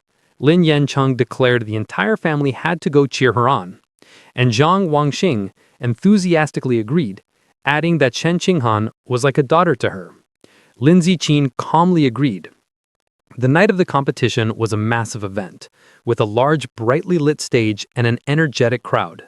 True to their word, Lin Yancheng and Jiang Wanxin were in the audience cheering wildly for Shen Qinghan, with supportive headbands and a large glowing sign. Before the show, in an empty classroom, Lin Ziqin was helping Shen Qinghan prepare. He gently applied makeup to her face. When she opened her eyes, she noticed he was staring intently at her. Blushing, she shyly asked him why he was looking at her like that. Lin Ziqin simply smiled and told her she looked beautiful. His sincere compliment made Shen Qinghan, dressed in an elegant black gown, blush even more deeply. Their intimate moment was interrupted by their friend, Chu Qi, who peeked in. She teasingly asked if they were finished with their affectionate display. A flustered Shen Qinghan frantically explained she had only asked him for his help because of his excellent makeup skills. Chu Qi playfully dismissed her excuses, teasing them for acting like old married couple. Lin Ziqin is holding multiple makeup brushes, reinforcing his makeup master reputation. Chu Qi explained she only came to remind them they were on stage after the next two performers. With a final wave, she left. After she was gone, Lin Ziqin told Shen Qinghan he would walk with her to prepare. However, Shen Qinghan remained seated, looking extremely nervous and trembling. With a deeply flustered expression, she shyly tugged on his jacket, struggling for words. A moment later, she blurted out that she had lost control of her bladder again. Revealing her nervousness had triggered her unusual condition, leaving a wet stain running down her elegant dress and onto the floor. Overwhelmed with despair, Shen Qinghan cries hysterically. She tells Lin Ziqin their performance is about to start, and worries she has ruined everything. She fears everyone will hate her if they find out she wet her pants. Lin Ziqin calmly approaches her, holds her face, and tells her to stop crying or her makeup will be ruined. As they stand alone in the empty classroom, an idea strikes him. His gaze falls on the large white curtains. Wasting no time, he grabs scissors and rips a curtain from the wall. He spreads it on a table and skillfully begins cutting the fabric. Shen Qinghan watches in amazement, her tears stopping. In a moment, he transforms the curtain into an elegant multi-layered white dress. Moved by his ingenuity, he whispers his name. Lin Ziqin presents his creation and tells her to hurry to the bathroom to change. Blushing, Shen Qinghan says that's not necessary and asks him to turn around so she can change right there. Lin Ziqin is visibly flustered by her request, a deep blush spreading across his face. Despite his embarrassment, he agrees and turns his back so she can have some privacy. Behind him, Shen Qinghan sensually removes her ruined black dress. Although he isn't looking, Lin Ziqin can hear everything, and he remains flustered as she stretches playfully in her underwear behind him before putting on the new dress. Once changed, Shen Qinghan tells Lin Ziqin he can turn around. He sees her looking stunning in the improvised gown. She thanks him, smiling brightly, and explaining that after her cry, she's no longer nervous. Lin Ziqin wishes her luck, affectionately patting her head as she beams at him. Soon, an announcer calls Lin Ziqin and Shen Qinghan to the stage. They deliver a vibrant, energetic performance, captivating the crowd. After, the announcer builds suspense before declaring them the winners. The two friends embrace joyfully as the audience cheers wildly. In the crowd, Lin Ziqin stands with his father, applauding proudly with a satisfied smile. The next day, a teacher enters the classroom and is shocked to see the window, angrily demanding to know who cut up the curtain. As punishment, Lin Ziqin and Shen Qinghan must clean the entire classroom. While mopping, Lin Ziqin thinks it's a fitting atonement. Suddenly, a system notification pops up, announcing he completed an achievement for cooperating 1,000 times. His reward is the gregarious animal attribute, which increases his combat power based on nearby allies. A small satisfied smile crosses his face at this unexpected game. Meanwhile, Shen Qinghan's life has improved. After her victory, she becomes much more popular. Other girls praise her singing and invite her to karaoke. Beaming with newfound confidence, she happily agrees. Her confidence also helps her martial arts skills improve steadily. Lin Ziqin also progresses, winning a major martial arts tournament, the first for Shanghai High School in 5 years. He is celebrated by his parents, a joyful Shen Qinghan, and his teammates. Soon his room is filled with trophies. His fame leads to an endorsement deal, making him the spokesperson for the He family's martial arts gym. All his hard work pays off. Between his endorsement deal and his web novel income, Lin Ziqin has amassed over 900,000 yuan. Looking at his bank balance, he concludes it's more than enough to unlock the next codex. Lin Ziqin goes to a secluded area to pick up his next order from the friendly supermarket clerk. Inside the large box are the remains of a hidden dragon, a large lizard-like creature known for stealth. Placing his hand on the meat, Lin Ziqin begins the absorption process, and the powerful blue aura erupts around him. A system notification confirms he is devouring the hidden dragon's life source, and the codex unlock progress reaches 100%. A moment later, another notification announces he has unlocked the hidden dragon codex and acquired a new biological attribute, Eye of the Sky. A system notification explains his new ability. The ability allows him to reduce his presence by lowering his internal life signs and lets him hide his true biological level. Lin Ziqin immediately understands the skill's dual applications. He can become stealthy for ambushes or hide his true strength to lull enemies into a false sense of security. With his main objective complete, he remembers he needs to buy a cake for his mother. He walks through the city. His thoughts are interrupted by a shout. He turns to see a startling scene, a beautiful red-headed woman being forcefully escorted by 2 guards in tactical gear. Suddenly, a young man involved in the arrest called his name in surprise. Lin Ziqin recognizes him as Zhang Kai, a senior from his school. His attention is drawn to Zhang Kai's powerful cybernetic legs. Zhang Kai explains nonchalantly that after failing to get into high school, he became a biker and broke his legs so badly in an accident, they had to be amputated. Zhang Kai explains he was lucky enough to join a mechanical modification experiment run by the Mechanical God Group, which unexpectedly transformed him from a disabled person into a cyborg. Curious, Lin Ziqin asks about the arrested woman. A guard explains she is a remnant of the rat god cult, the only female among 9 fugitives. Just then, Zhang Kai's colleague calls for him to leave. As he hurries off, he waves goodbye, promising to talk later, and Lin Ziqin waves back. Watching them go, Lin Ziqin becomes suspicious. The Public Security Department searched for the Rat God cult fugitives with all its resources and found nothing. Yet, the Mechanical God Group captured one with ease. He concludes this group is not to be underestimated. His thoughts are interrupted by a call from his mother, Zheng Wangxin. She asks if he bought the cake and when he'll be home. He says he's on his way and will be back soon, and she reminds him to be careful. The scene shifts to a lively birthday celebration. Since their birthdays are a day apart, their families always celebrate together. Their parents are gathered singing happy birthday.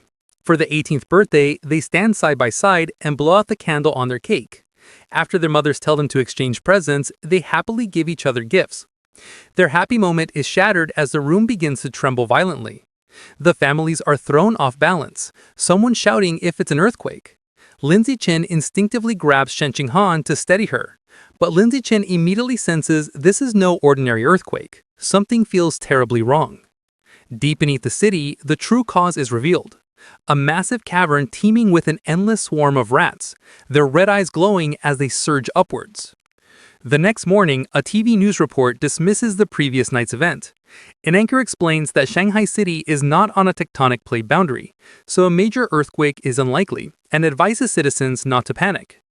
At breakfast, Lindsay Chen finishes his meal and tells his parents he is leaving for school. His father tells him to be careful.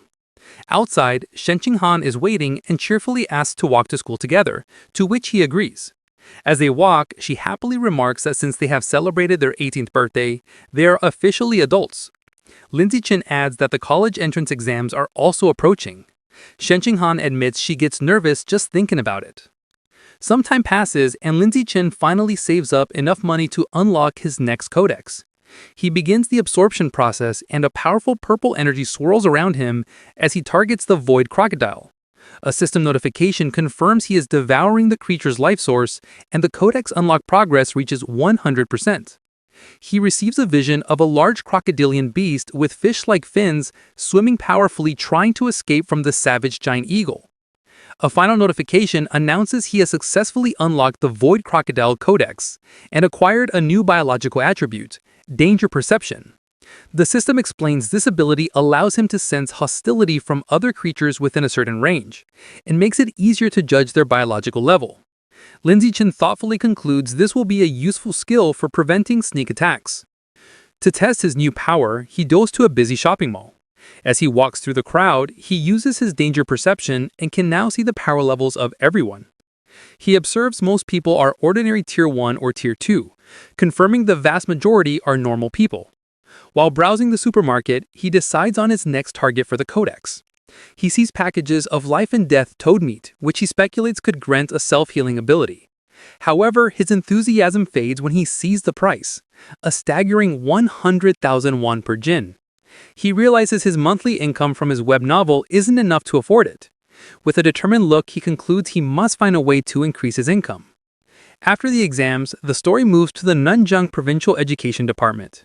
Inside the minister's office, a striking woman with light purple hair and antler-like horns, Mo Dongji, the vice principal of Shanghai University and Minister of Education for Nanjing Province, sits listening to a report. A male subordinate is finishing a presentation on the educational situation across the province. Mo Dongji calmly sips her drink and thanks him. She then asks about the status of Origin Site number 36. Her assistant replies the situation has finally stabilized, expressing great relief. He explains that if it hadn't, the entire province would have been doomed.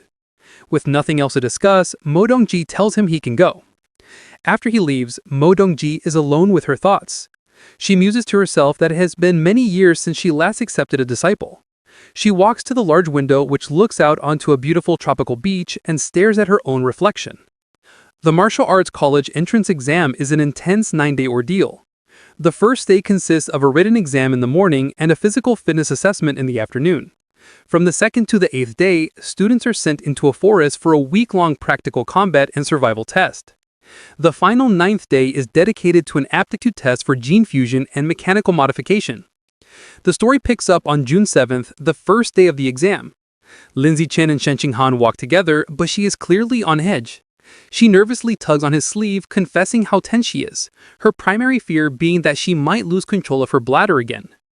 Lindsay Chen looks at her with a warm smile. He pulls her into a comforting hug, telling her not to be nervous. Holding her close, he reminds her that her theoretical knowledge is solid and she has already taken precautions by wearing a diaper, so she just needs to do her best. His closeness makes her blush. Flustered but comforted, she promises she will do her best and tells him he needs to do his best as well. He agrees. During the written exam, Lindsay Chen sits with a confident expression, easily filling out the test paper. He finishes long before time is up.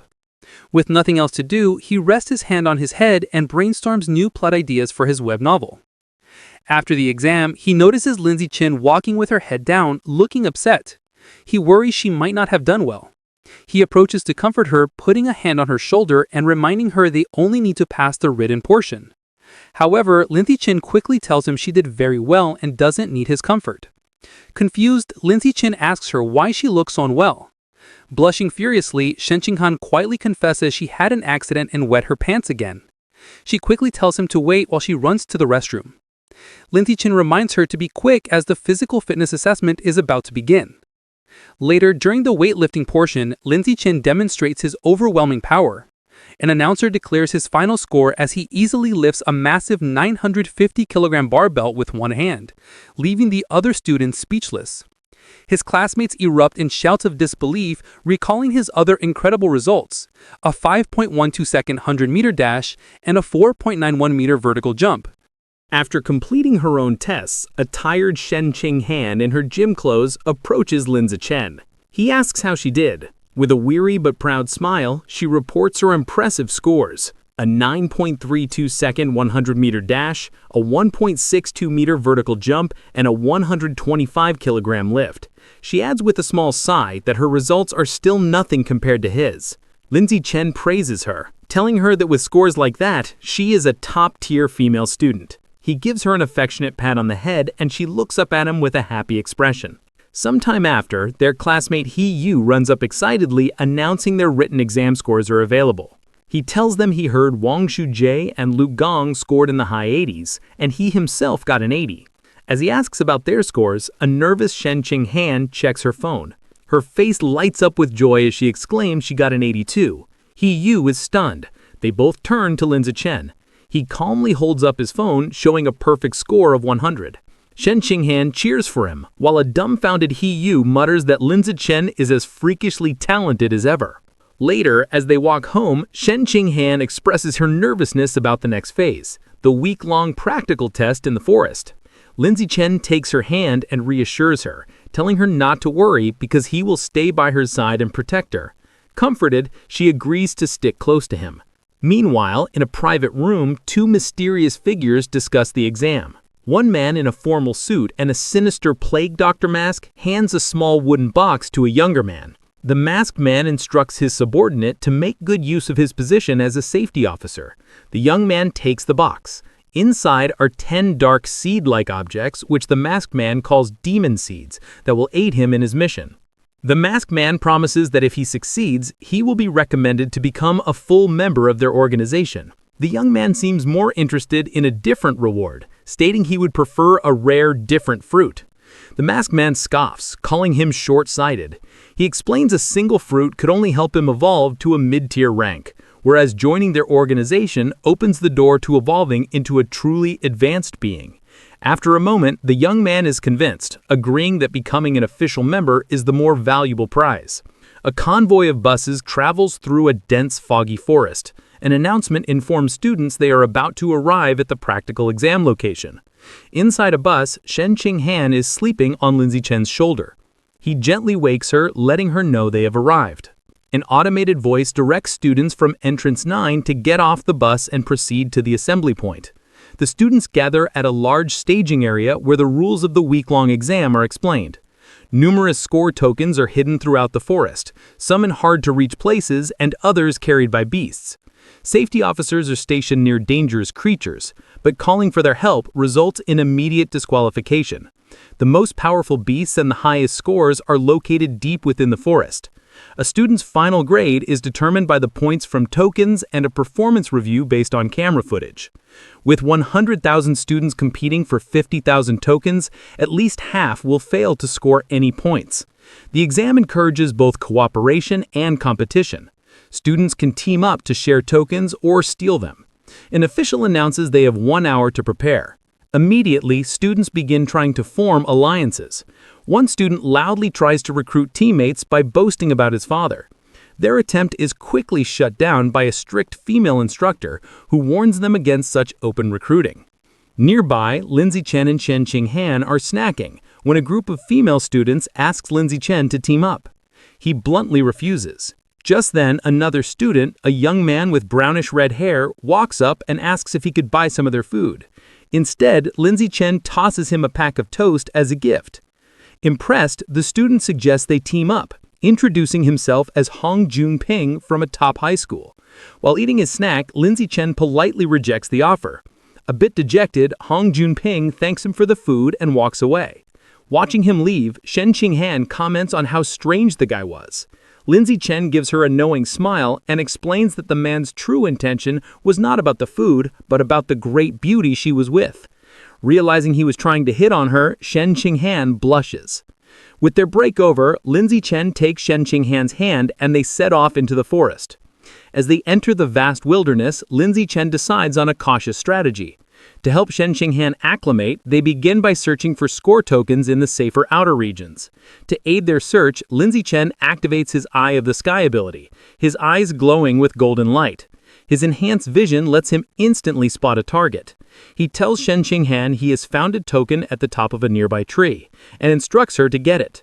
Eagerly, Shen Qinghan leaps high into the air with incredible agility.